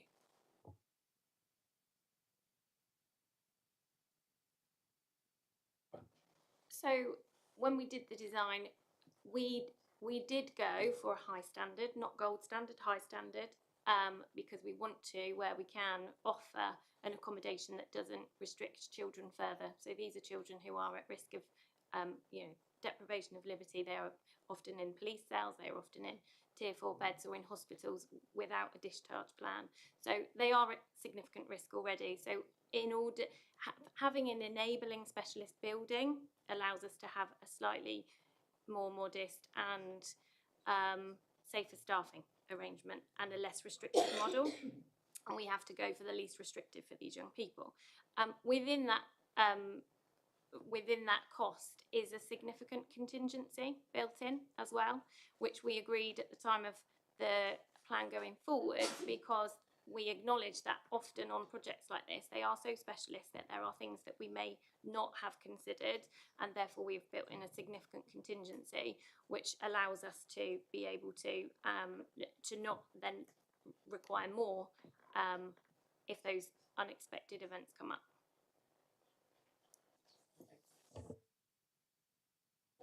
Councillor Allison. Thank you. I just wanted to reflect on that point a little bit as well. The category for Project C, where the young people that you're looking after here, it says they're high risk of being into NHS level 4 CAMS, etc. So actually what's not in this business case, because obviously it's a council business case, is the potential cost of those students going into the NHS. So there is more to the business case than just the students. My question is around the Ofsted process. We're not starting the Ofsted process until after the building's been complete, and it's 20 weeks from that point on. Is there any movement on that process? Can you start the Ofsted before the building works? And will there be any impact on having 1 home already, 2 homes already? As you get down the process, will you be able to speed that process up with Ofsted? No, is the simple answer to that. So the process is the process. It's individualised to each home. It won't matter if we're a brilliant, renowned provider or we're going at it for the first time. The process is the process. so Ofsted published some new guidance a couple of months ago around their emergency applications, which they do accept, and the emergencies are currently being approved or looked at within 6 to 12 months. So it doesn't feel very urgent, but that is their timescale for the urgent applications. We would probably qualify for that, but we would still be within that timescale that they're offering to all. So there isn't sort of a fast tracking. That is the fast track. The non-fast track is 6 to 18 months, so it's slightly more grim again. But there isn't really any way of kind of moving around that. We've got good relationships with Ofsted locally. We've got good, working relationships already. But unfortunately, that doesn't help us speed anything up. Lisa, and then Councillor Lang. I suppose the other thing to add is when we do place children in unregistered, so if we get to a position of wanting to place our children, we have to write on a regular basis to Ofsted to notify them, and we are expected to be able to have those additional quality assurance over those unregistered placements. So we will be emphasising the only reason that we're in that position is because we're waiting for Ofsted to register. So it would be in their interests to come and support us and do that as quickly as possible.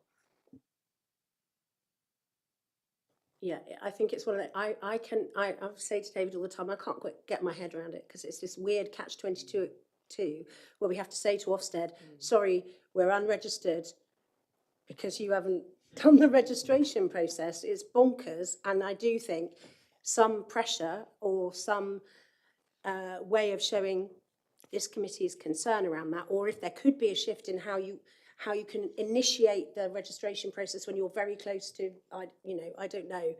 And I think maybe for Councillor Wood and maybe for other people on this committee, that maybe it would be useful for some kind of briefing around the complexity of the young people that are going into this building C, what those young people experience, what we need to do to protect them, and for all the things that Victoria talked about, for it not to be like a hospital situation where we can have 4 young people with very complex needs all together in one building, so we don't have a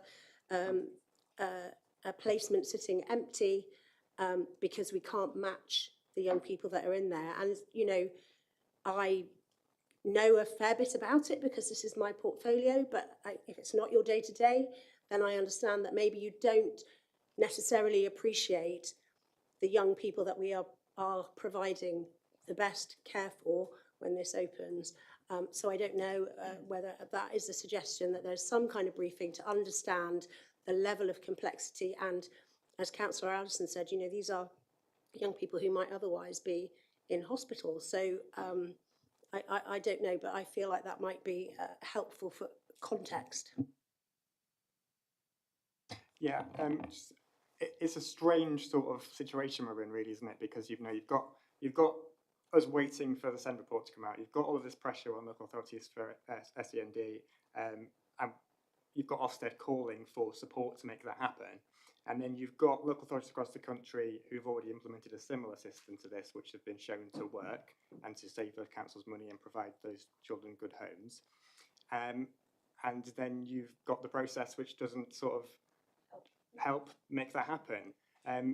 You've gone out, you've designed a building, you know what you're going to use it for, how it's going to be built, where it's going to be built, and you've got a construction process that's like 6, 9, 12 months. Surely the process of Ofsted registration can be done at some point in line, or in tandem with the construction process, and then you're ready to open much sooner.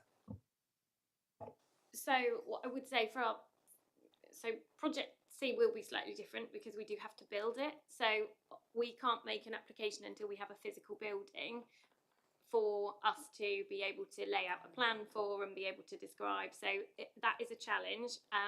However, the other homes are obviously pre-existing buildings. So we have a registration document ready to go on the day that our construction work completes. So I've been checking those documents today. So they're already ready, primed, ready to go. So we will apply for our Ofsted registration the second that house is ready to go. So the Plymouth Stock House will come online first, and we will be able to do that really quickly, and we'll set that up, and we will do that with all of our homes, so that at the very earliest opportunity, we will be submitting our Ofsted applications to be in the system, knowing that they're not going to visit us for several months. But Councillor Noble? Obviously, there seems to be a trend of councils taking in-house, or maybe a result of market failure in the private sector. That's what this is. Maybe that's a diagnosis. But obviously, it's already learning. There's quite a few, when you search Somerset, South Gloucestershire, another one that pops up. Obviously, lots of these are projects from the media press releases of this is happening this summer in the last maybe 18 months, 2 years. Is there any learning we can get from those other projects? so we've linked with several other local authorities who've done the same thing. We've learned some of their lessons. They've helped us by sharing some of their the challenges, the risks, some of the ways that they've overcome those challenges and risks. So we are learning all of the time. So we are still reaching out to our neighbours. So I work with my equivalent in Devon and in Somerset, and we meet fairly regularly and have done for some time. So linked to this project as well, we're visiting other provisions, we're understanding where the strengths and things are. We've learned a lot, especially around the provisions themselves. So buying buildings has been an enormous challenge. I can't emphasise the challenge we've had around just buying buildings. So again, we've had the opportunity to learn from other local authorities in terms of what they've done. So yes, we're working really closely with other people who are further down the track than we are. So and as Councillor Lang said, they will all describe that early challenge the same as we're facing around our buildings and getting our first one over the line. But the process as you move forward does hopefully get a bit easier. Thank you. So we've heard a number of recommendations kind of in draft form as people have been discussing. We are asked to endorse the development of children's homes by Plymouth City Council. Can I have a show of hands on that first? And then would anybody like to come up with some recommendations based on the discussions that we've had?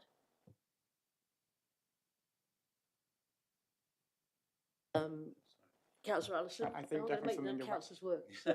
Definitely something around the process with Ofsted. I mean, it seems ludicrous that we can't apply some logic to this. We've got people up and down the country building new buildings to be children's homes, and the process has got a big gap in it where you've got a complete building that can't be used for its purpose. And, obviously you can put it in and register, but that's not ideal at all. Is there some kind of, can we write to Ofsted and ask them to consider whether or not there's something we can do about that? Any others? I did note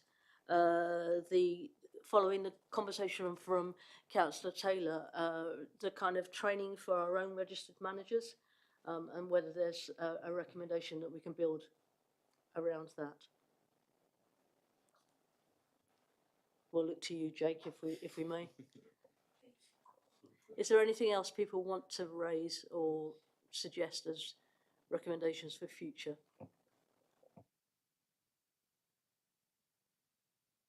Thank you very much for this item. It's amazing to be part of the start of such a fantastic project. And whilst I'm saying that, I'm conscious that a lot of work has been done already, and we're very grateful for that.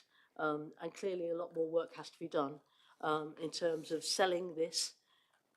You sold it to Ofsted, which is not an easy thing to do, and we've got money from them. But we will need to sell it to the residents of Plymouth and the people that we represent, and hopefully they will recognise that this is a fantastic opportunity that probably wouldn't be repeated again. So we need to grasp it with both hands. Thank you very much, Victoria. Very helpful. Thank you. So we're moving on to item 10 on the agenda, Achieving Excellence. And I'm handing over to Councillor Lang to introduce the report, and we have Vivian with us to possibly address some questions as well. You'll be relieved to know this is the last report I'm introducing this evening. I think my throat will be quite pleased as well. So Achieving Excellence was developed following the Ofsted inspection of children's services in January 2024 with wide engagement from staff, children and young people.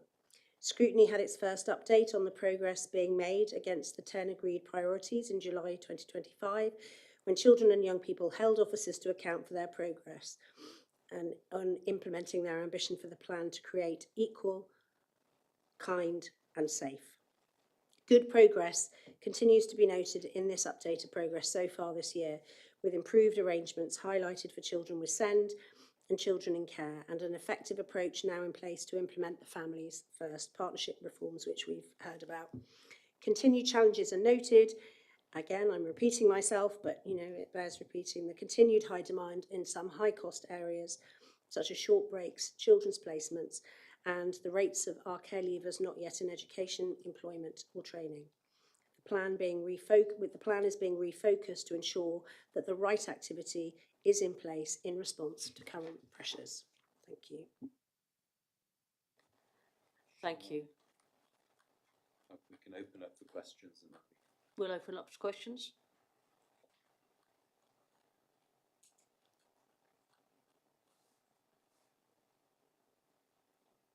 Councillor Noble. So, I mean, how looking through the reports you've had today, you can see where elements of this touches upon, and you can see where there's overlap, where it indicates to us. So how confident are you that this strategy's been successful, and given you a good foundation for the next year of work? And then I know Amanda and Lisa will make some comments. I mean, if I just set some context in relation to this. So you will have seen that it's a 3-year strategy. So it was built from our full Ofsted inspection in January 24, and we then set out through a full consultation engagement with all of our staff in children's services and across the council the 3-year plan, and we're now working through the 2nd year of that plan. And I think the report sets out, quite clearly what we think we have achieved so far and what we've still got to achieve in this year, and then in the final year of the plan. We've maintained our 10 strategic priorities, so they stay and they'll sit right through the plan. And Councillor Lang has just referenced, which is so important, what the consultation with our children said, which was they want this strategy at the core of it to ensure that our Plymouth as a city is equal, kind and safe, and that we're holding to that. So each year we set out the key milestones, and we've set those out now for the 2nd year, and again there in the plan. Each priority has one of those, or has a series of key milestones which we're monitoring the progress of, and clearly you've got the half-yearly monitoring progress report. I mean, in terms of your moving more directly to answer your question, that I would reference how the governance has strengthened. So that's written, I think, through some of these papers. Lisa's referenced it in the Families First paper. So we've certainly developed our partnerships and our governance. We've also made progress with the capital programme, as we've said.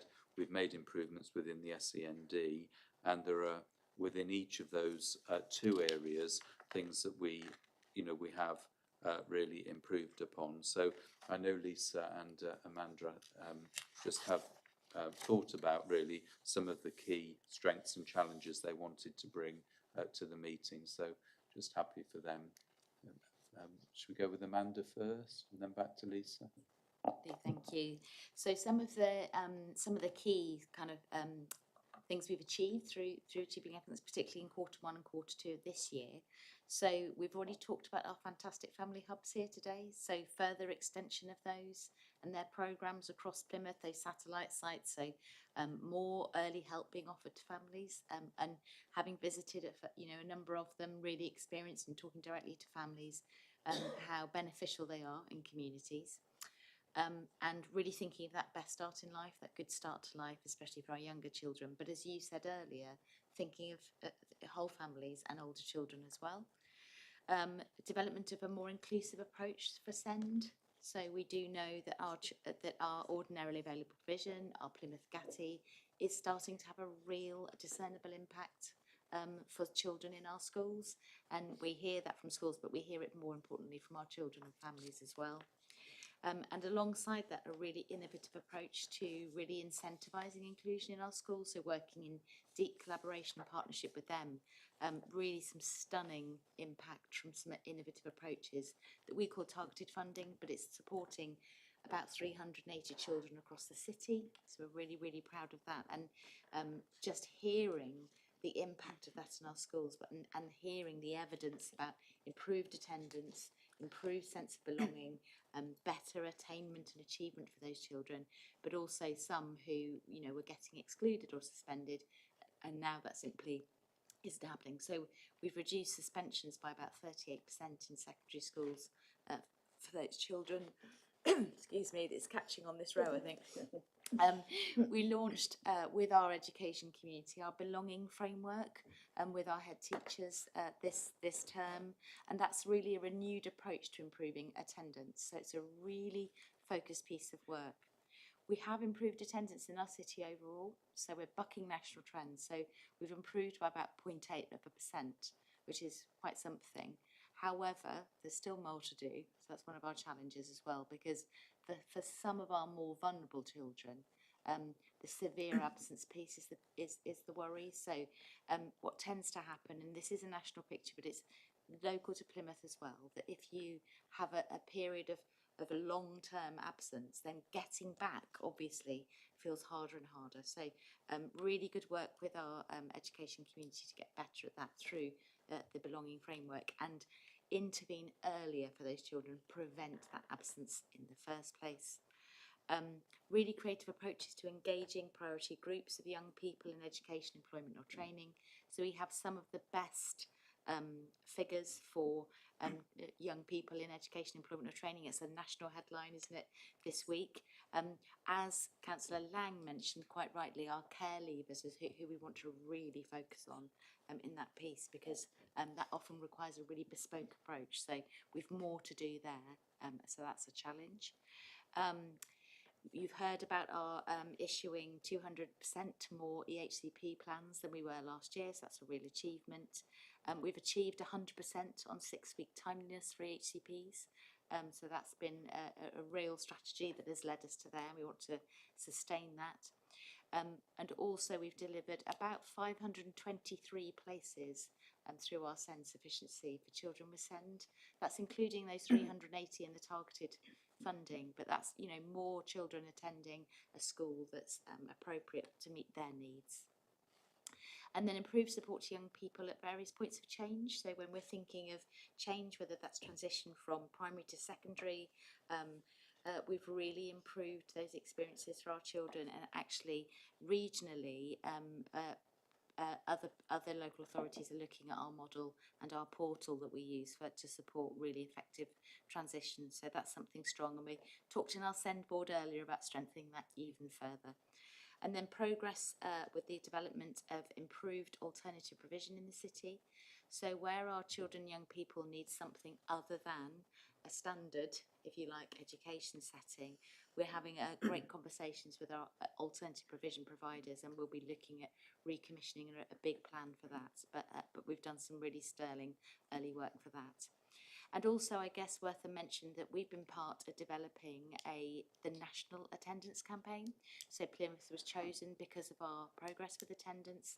We're one of 4 local authorities in the whole country. And if you hear those radio ads in the morning, we have worked on that alongside our families and alongside the Department for Education and the company who've developed the campaign. And you'll hear a Plymouth child talking about why going to school really matters. I hope that's helpful. Thank you. Councillor Lang, and then maybe Lisa. I wanted to mention our Mockingbird constellations because we haven't talked about them in terms of fostering, and we've got 3 Mockingbird constellations, and I had a very lovely experience of going to the first birthday of our first Mockingbird constellation, which was just so lovely. And the idea of that is you have a couple at the centre who don't have children placed with them, but they're like kind of aunt and uncle, grandparents type step in if, you know, foster carer needs to take one child somewhere but needs somebody to look after the child. Another child that might be living with them, they go there. It's a lovely, familiar, lovely, comfortable, welcoming home.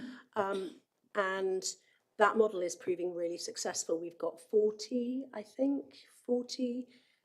children in our Mockingbird constellations, and as far as I'm aware, we've had no placement breakdown. That's what our foster carers are telling us, is that extra support really, really helps. You know, if the child might think, I want a change of scene for a bit, they will go to the hub. Carers, a place that they're familiar with, that they know very well, so it's not a traumatic thing for them to do, because they know the house and they know the people. And that first constellation had been on holiday together. You know, it's just an incredible atmosphere that these constellations create. And I realised I hadn't kind of mentioned them at all today. And it's an example again of innovation around and listening to foster carers and what they tell us. And one of the key things they tell us is we want more support. We want access to more support. And Mockingbird is a really successful way of giving them the support that they tell us that they want. So looking at the other impact and key milestones that we've achieved, particularly when you think about the Families First reform, we've made huge and significant progress around the Families First front door. And that's really focusing on giving our families the right response at the right time with the right level of intervention. So again, being able to be much more earlier on in the system and being able to be preventative in that space. In the kind of, probably if you're talking 2-3 years ago, a lot of local authorities would be talking about thresholds and would be saying it doesn't meet our criteria, and families wouldn't even get a conversation around what services or access to support they would have. Here in Plymouth, what we've developed is a huge breadth of skills and experience in the front door across a wide range of partnerships. And particularly, again, even our family hubs are in that space, being able to respond when those first inquiries come in, and we can really talk about what is the right response and the right intervention, the right help that our families need. Both myself and Amanda have had the privilege of actually going out and seeing some of our family hubs, and what they talked about is the impact of being in the front door means that they can share those experiences and what they've learnt about the families in their communities. And they often hear, when referrals come in, they hear the families come up and they're saying, actually, I know that family really well, I know what works, what's being presented doesn't quite sound quite right. Before we go rushing off into child protection, let me have a conversation with the family and understand what's going on. And so what we're seeing is a really great understanding of what the right responses is for our families, and being able to put all of that expertise in. So having the commitment to the Families First front door has been really strong. We're having a big launch session in January to be able to celebrate some of that success. But again, it really sets us in the right place for us to think about our Families First approach as we move through the system as well. What we're looking at is making sure that we've got the right responses for those children who are in need of more support in terms of child protection, and making sure that our most vulnerable are safeguarded. We are making sure that we've also got in that space really dedicated focus to family-led decision making. So we're wanting to make sure that our families are put at the centre of being able to make those decisions. They are the experts for their own children. They know their families best. How do we make sure that we put all of that into that space? And so what we've already got developed is a family group conference service. So again, being able to think about with our families when they are experiencing challenging and difficult times and finding it very difficult, and when there might be processes and systems that means that we're in child protection or we're thinking about going into court systems, that we have a system already set up that enables us to be able to take stock with the wider family unit and have those really great in-depth conversations about what other solutions might there be before we go on that upward trajectory of a continuing concern. And we're seeing some really great impact from our family group conferencing. They also provide mediation. So sometimes where our families are in their crisis place and needing lots of intervention and support, they don't feel like they've got the connections with their family, and sometimes they will say to us, no, I don't have anybody else who can help me, it is just me, there is nobody else. And so sometimes I get faced with questions of bringing children into care because there isn't extended networks. What the service can actually provide is mediation, and so they're building relationships with their extended family to be able to have those family group conferences and to be able to really draw out what the plans could be in that family network rather than bringing them into care. So to have that team already set up and functioning is really great. We're starting to think about what we can build in the early intervention space as well, so having those family-led conversations much earlier on, so we're starting to build family networks in there as well. But I can't possibly do it justice in the detail that's in here, so absolutely happy to take questions, but there is a huge amount of activity that shows and demonstrates the continued progress that we're making around this strategy and vision. Thank you, Councillor Lang. Councillor Cresswell, sorry. I just wanted to pick up on something that Amanda referred to in terms of the impact for our SEND children, and particularly looking at the targeted funding model. And this is just an example. Is last week, Councillor Lang and myself were in the same ward, so we go in to look at a school because we've actually used a bit of councillor community grant in order to have some stuff painted on the school playground. So I hadn't gone in particularly looking at the targeted funding model, but ended up walking around the school, going and talking to children, talking to staff and such. And it's one of the schools which actually the school has actually had the targeted funding model, and the member of staff who was in fact the teacher who was responsible for that small little group was actually, I think it's fair to say, was waxing lyrical about the impact that it had had. And she said, we've got some data which shows the impact it had with these children as far as progress was concerned. But what was more important was the impact that it has had on the children's sort of like confidence, and the confidence that they then have to go back into class. And what was described as a kind of like a ripple effect on the rest of their class and school, and it was absolutely, it was really joyful and really lovely to hear that. And one of the things that we have picked up as I've just got some little quotes here just to think about things in terms of actual children and what children say. And I've got a few little quotes here, and it says, "It helps my emotions and supports my feelings. I like my new class, it's small and it's better for me. I enjoy coming to school if I can stay in the base. And school feels different now." And I just think it's really nice to keep that in, you know, that at the centre of all of this, the centre of this are in fact our children, and we want them to both achieve and thrive, and just keep children at the centre. Thank you. Thank you very much. Any other questions from members? Okay, thank you. We, in terms of the recommendation to note the key strengths, challenges and the next steps identified in this report, we're happy to do that. Thank you very much. Moving on then to item 11, which is elective home education, the deep dive. And I'm handing over to Councillor Cresswell to introduce the report. A lot of work I know has gone into this, and it's got some really good information in there, so thank you for that. Thank you very much. Just before I start, you probably would have received as well the summary report, which is for children and young people, along with the EHE deep dive report. And it's one of the things that we have had back as feedback from our young people and children and young people, in that they actually wanted some of our reports to be much more accessible as far as they were concerned. And I think it's really good to see that that's actually being put into effect. So thank you very much.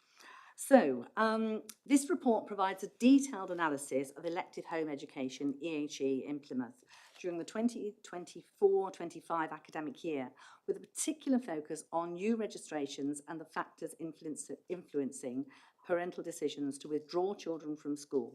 And I think before I go any further, I think it's fair to say is that members have asked many questions and searching questions about this whole area of elective home education, and I think it's right and proper that members actually do interrogate what's going on and interrogate and look at that data. It's really important to be held to account.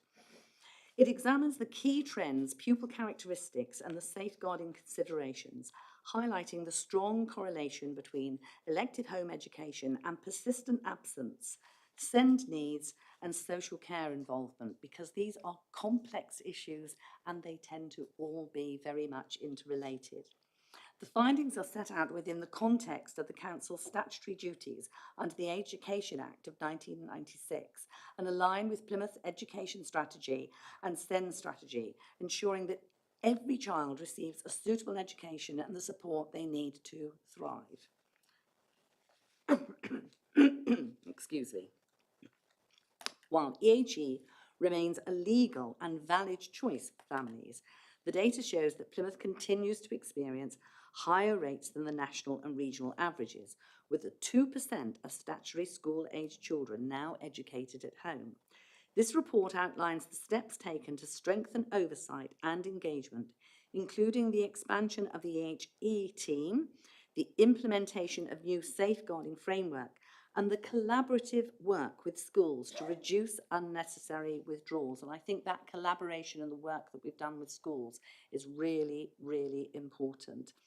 It also sets out early signs of improvement following the accelerated action plan and looks ahead to forthcoming national reforms, which will introduce a compulsory register and stronger powers for local authorities. These changes, alongside our local strategies, aim to balance parental choice with child welfare, ensuring that home education is safe and is suitable and is actually in the best interests of every single child. Thank you. Thank you. Any questions? Councillor Wood? Thank you, Chair. Did we note, because I haven't seen it in the report, any correlation between those parents whom are working from home and who prior to the pandemic were not likely to be working from home, and children now choosing to want to be educated at home? You can understand child's being kicked out the door at 8 in the morning, but mum or dad is still sat at their desk instead. Hi everyone, I'm Isabel Kavinsky, Head of Education. So no, we don't have any data around that is the short answer. However, we do know that when we talk to parents, some parents will say, well, I can work from home, so I can support my child to learn during while I'm at home working. So we know that plays part of their decision because they feel that they're able to provide that home education during the school day. Councillor Stevens? Thanks. Yeah. Trying to pick up on Councillor Wood's wording, if I may. You did say the children are choosing. Now, you might not have meant that, I don't know, but is it the children that choose, or is it the families? Because it's families choosing, as described in the paper. It is always the parents that make the decision to home educate. We do,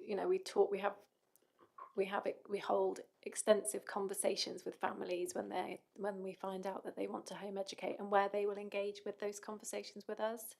And we do explore their reasons for deregistering their child from school. And then we will provide whatever support we feel we're able to provide and liaise with schools to try and support the children to return if that is appropriate and that is what the family really want to happen. So, I mean, I'm reading between the lines in terms of your questioning, but ultimately, whenever we're talking to parents, we make sure that they are making the decision. That's really helpful, and I just think there's something as sensitive as this that can be viewed differently from many different angles. I just think it's, and that wasn't a gotcha moment from me either. I just think it's vital that we get everything as spot on as we can. Could I ask either yourself or Sally, I think you mentioned it in your summary, what are the proposed changes that we might see in legislation in terms of how things are done now compared to how things may be done differently? I appreciate it, the detail might not be there. The detail often isn't in announcements of that nature, but I think it might be useful just to know what. I think you spoke about extra powers for local authorities. If I misheard you, I apologise, but that was the gist I was getting there. All I'm really aware of at the moment is about the register and registration. There doesn't seem to be, and it's difficult to know because we don't know absolutely for sure, but it doesn't seem to be that it would change the position where parents were no longer, you know, a very extreme position, different position would be that parents are no longer able to deregister their children from school and educate them at home. That doesn't seem to be part of the proposal. Councillor Creswell, I know you want to speak other than that. I was going to say about going back to reasons, because Councillor Wood actually referred to a reason. There are on page 195 the reasons, or some of the reasons why parents might decide that their children, they feel it's better for their child to be electively home educated. And certainly one of the standout reasons is child mental health is one of the key drivers for parents. But interestingly, of course, parents don't have to say a clear reason as to why they have decided to electively home educate their child. Councillor Taylor? Thank you for this report. It's actually fascinating because it shows you how a child's education is not just about what happens at school. It is completely influenced and affected by what is happening at home, and you can see that in the data around children's social care involvement, in free school meals take up, and particularly interested in the link between children that are home educated and those that live in deprived areas, because that's a very clear link that's been mentioned in this report, but that is perhaps for another day. I don't think it's a coincidence that there has been an increase, as we've heard in recent meetings, in requests for EHCPs, in requests for SEND support, in requests for mental health support, and the fact that then over 500 children have been deregistered in the last academic year. There's very clearly a link between those. There's a line in this report that says, if a parent is resolute in their decision not to return their child to the current school, then an EHE officer will offer guidance and support in considering alternative school placements. Do you track where parents have withdrawn their children from a particular school, perhaps in order to solve a problem, and where parents feel so powerless that their only option, their only way of saying, please can somebody help me and help my child, is to withdraw their child from school in the hope that they will get another placement, additional support, SEND support, whatever that looks like, as a cry for help, as opposed to a genuine wish to home educate? In short, yes, we do track. You can see the extent of analysis we've undertaken, and we do track by school, and we have proactive. So where we can see trends over time, we'll get in quickly and have a very proactive conversation with either the chief executive of the MAT, so I've written to this week, or with individual schools, alongside talking with families, and we marry that information just to check what are the drivers, and what therefore, how can we use that to influence our strategy and plan?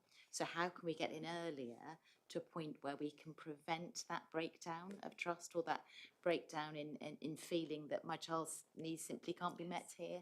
So yes, we do a lot of that work, and actually we've returned a lot of children.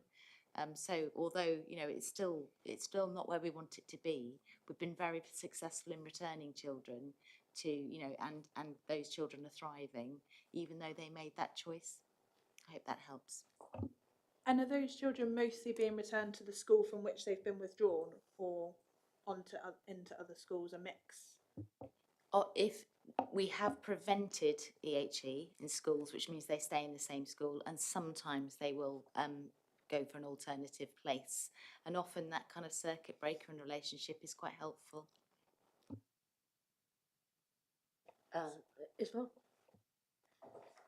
And we also have a system whereby, in terms of returning children to school, and your question about do they return to the same school, so sometimes we meet families who've decided to home educate, but it's not really something that they want to do particularly. So we will talk to the head teacher and place that child back on roll of that school. But we have a short time window to do that.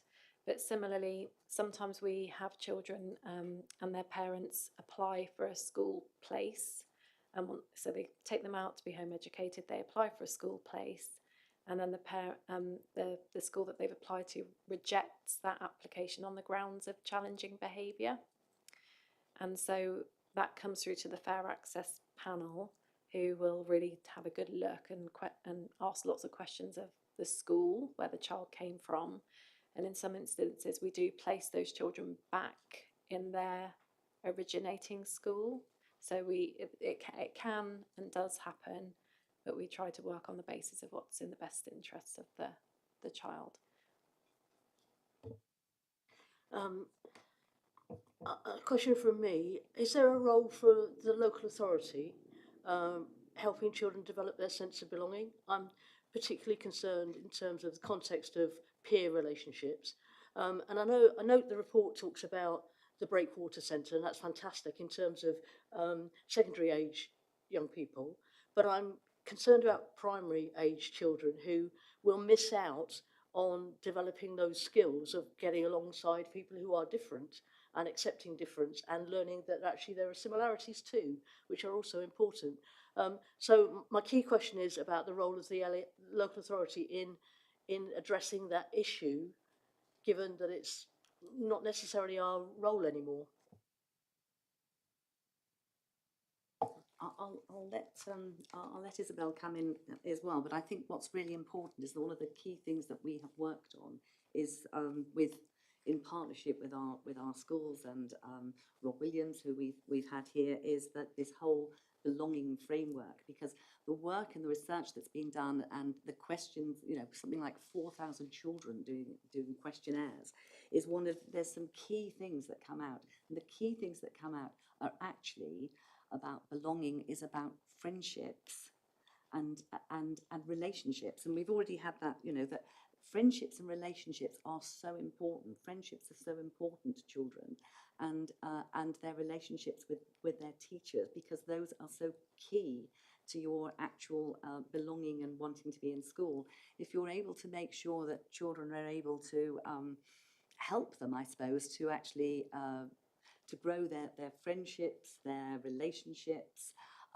That's all a really key part, in fact, of belonging. And we've really taken, I think, a very key role in seeing this as being so important, along with our schools and our partners, because this isn't just about elective home education. It's about the issues as well relating to attendance, about being in school, and you're absolutely right. We all know how important it is to get along with different people from different families and such. And that's a really important part of growing up. And if I just mention as well, I think going back to the targeted approach is another example of those children who have special educational needs and such, actually having those needs therefore addressed and such, so the children feel a sense of belonging, the children feel happier and such within school. And if your children are happy, or your child is happier in school, then parents are less likely to take the action of perhaps deciding to take their child out of school. But certainly the belonging aspect has been such a key part of our whole kind of approach, and it is an important part of trying to reduce the numbers of children who are in elective home education. But I'll pass across to Isabel. Yes, so absolutely everything that Sally has said is really important to all of this. Can The you work, sort your microphone. the work that's been going on across the city through the place-based plan is really quite incredible, and actually the work of the local area partnership through the SEND strategy has also been really impactful, and we're seeing a real difference. You know, it's early days, but this academic year to date we've seen a quite, you know, reduction for the first time in years in the numbers of children moving out of secondary schools into elective home education.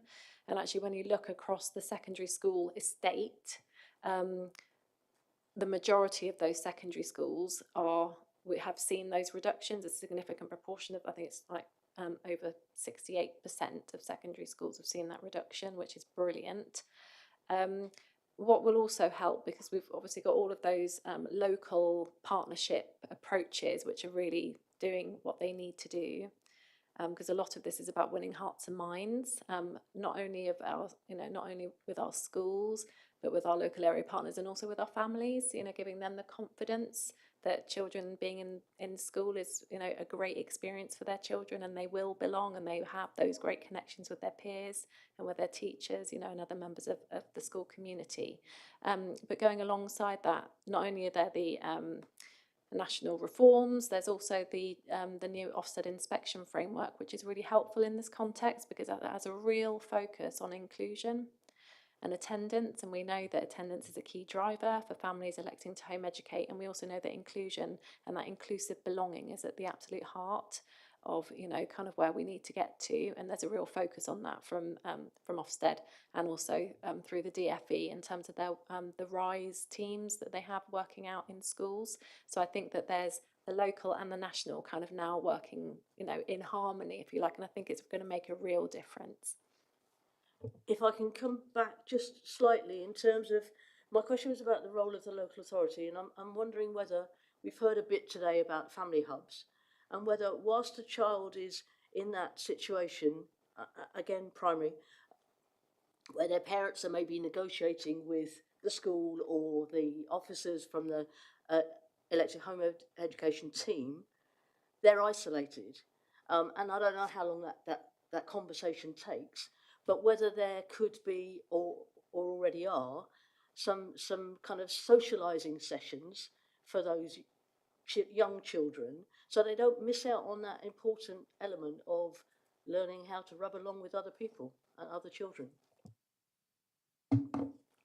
Thank you, and I can answer that. So yes, there are providers, so places like the Box, some of our family hubs run specific community-based sessions for EHE families, and also our EHE families who, if you like, they were always going to electively home educate, and actually having met them, they do a really good job, I have to say. You know, it's part of how they were always going to approach this. They're really working with us as well to really support families to have those networks, so that, as you say, children have those important connections, and really helping us to understand, you know, their philosophy, but also the realities of being a home educator, and sort of sharing that across that. But I think your point is, I think our role is to facilitate all of this work and work with communities to make sure children aren't in isolation, and absolutely we do that. Thank you. Any other, Councillor McNamara? Thank you, Chair. The report says that home education's legal and increasingly popular, but all the talk has been about getting children back into school. Do you feel that school's always the best place for every child at any time? So what I would say is we have many home educators in the city that provide a fantastic education for their children. You know, the amount of time that and energy that they invest into providing that experience, and great experience, and including lots of social opportunities, because that's part of what they will do, because it's important for children, and it's part of being a suitable, efficient education. So I think that for some parents, ultimately it's a parent's right to home educate, and if they feel that that's the best thing for their children, and who are, that's fine if it's being done for all the right reasons. Where we're seeing a significant increase is in parents who feel that they have no other choice but to home educate. So it's not necessarily, for many parents, they have never even thought of home educating in their lives until there was a moment where things just felt like they weren't going the way that they needed to for their children, for whatever reason. That could be at home or in school or whatever, or a combination of everything. So that's what we want to really address, is how we work with and support families and school communities and schools to keep children in school where they belong, and that parents feel that they have that choice and that option, and it would be a good choice for their child, so that when they are making decisions around education, they're thinking, okay, school, elective home education, I know all of the things which are available to me, but I still choose school because I think that this is right for my child. So that's what we're trying to address, is that. Councillor Taylor? I have a question about maths and the data around the fact that 5 secondary schools account for 33% of all new home education registrations, and 4 of those schools belong to 2 MATs. Given by their nature, MATs are less accountable to us as a local authority than a maintained school, what can and are we doing to identify patterns, identify what's going wrong? Because I imagine there are links between those deregistrations and what's happening in those schools. What are we doing to find out what the problem is, and how are we helping MATs to solve those problems? So very happy to come in there, and I mentioned, so the 2 CEOs, I'm delighted to say, well, let's go back a bit further than that. So as you know, we have a MAT, I think you know, we have a MAT CEO strategic group now in the city, which has been really helpful. And in our second meeting of that CEO group, we agreed that EHE is a collective priority, and therefore, where we spot trends and patterns, we would have a dialogue, and that we would talk about how the partnership can wrap around the issue. So it's not a kind of blaming of the MAT or the school issue, but really, as you say, seek to understand and then work together. So I'm delighted to say that, having written to the 2 CEOs of the 2 MATs, both have responded instantly, agreed to kind of get around the problem together, really understand it, what are the push and pull factors for those family, drawing our analysis and theirs so that we can understand better. And then we have an accelerated plan for EHE anyway, but look at how we can specifically strengthen it for those schools within those MATs. I'm glad to hear it, because I think ultimately, if there is a process or a rule or a programme or something that isn't working, and parents are choosing then to withdraw their children from those schools, that burden then falls on the local authority to support them to find a resolution, when actually it should be down to the MATs to prevent those things from happening in the first place. One of the many reasons why I prefer maintained schools. Councillor Creswell. I think I think that we are at the position we are with having multi-academy trusts within the city, and what's been really impressive over this, and I very much take my hat off to Amanda on this, is the fact that we have been building up, we have really built up a really good dialogue and relationship with our MAT CEOs, and have had them in this building now twice, right around the table, and talking and being open and transparent, and making it clear as well what our position is, as well as their position as well. I think for the MAT CEOs discovering that that David actually has so much responsibility, legal responsibility, which I think they weren't actually aware of, and so we've had some really open and honest and transparent discussions, and as a result, I think we are actually able to perhaps move forward on this together to reach what's going to be the best outcome for our children. Because when our children are in MATs with their local authority schools, I always look at it from this way: is that they are all of our children and we are responsible for all of them. I think the other thing that's also helping to move things as well forward is the fact that the national picture is changing. The reform of Ofsted, and also as well the reform of the curriculum, making the curriculum, in fact, the curriculum will be more flexible and consequently will ensure that we have children. It's not, children can't just achieve at school, they have to actually thrive at school. And I think this sort of like the national things changing at the same time as we seem to be in a very good position locally to be working in partnership with our school leaders is actually a good position to be in. It's going to take a time to change hearts and souls or whatever, but I think we are well on the way and we're in a good position to actually move forward. Councillor Wood? Thank you, Chair. I totally agree with Councillor Taylor. I wholeheartedly... Oh, no. On this, absolutely. Having local authority maintained schools over MATs, I wholeheartedly agree with. Absolutely, 100%. Appreciate the couple of answers we just had on this and for highlighting David's legal authority.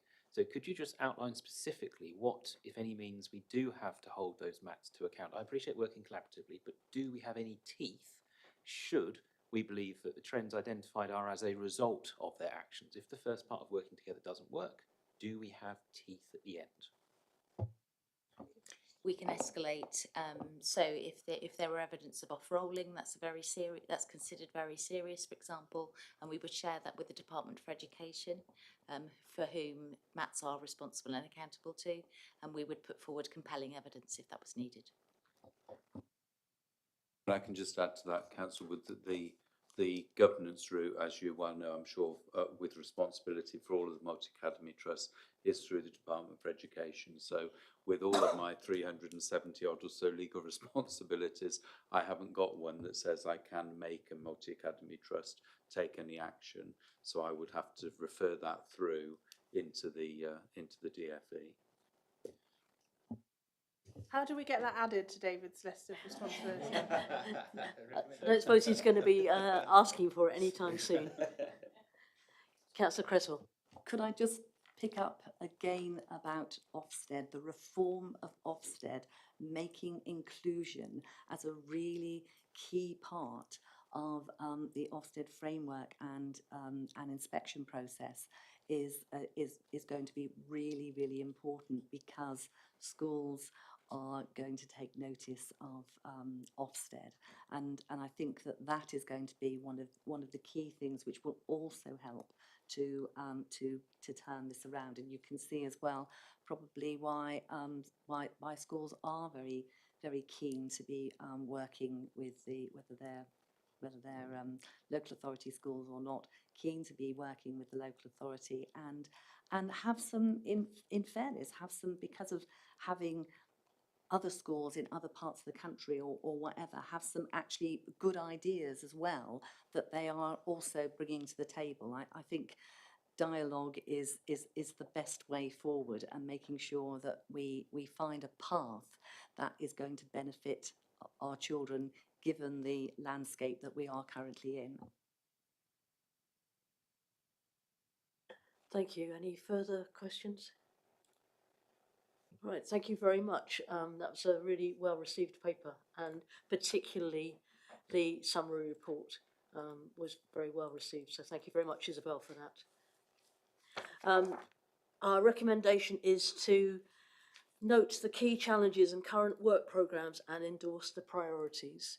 Are we happy with that as a recommendation going forward? Thank you. And I'm sure it's a conversation that we will be having again, maybe in a year or so's time, to have a look and see how things have changed, given the government's reforms. Moving on then to item 12, it's the action log. I had a conversation with Jake before the meeting in terms of our action log, and a number of things are going to be done before February. Is that right? So don't be too concerned about the amount of red that's on the action log. Officers and others have been very busy on other things recently. Okay. Are there any concerns other than what I've just said about the action log? And if I move it then into the work programme, do we have any other items that people want to add to the work programme?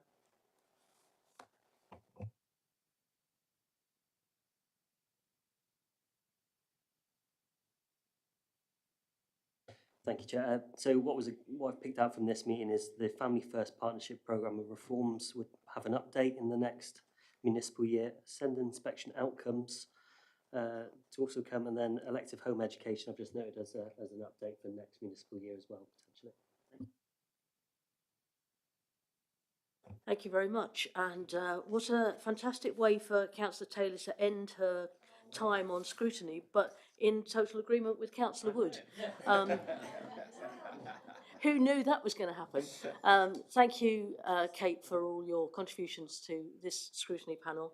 And we understand you're moving on to other pastures. Better pastures? Other pastures. Thank you very much, everybody. Thank you.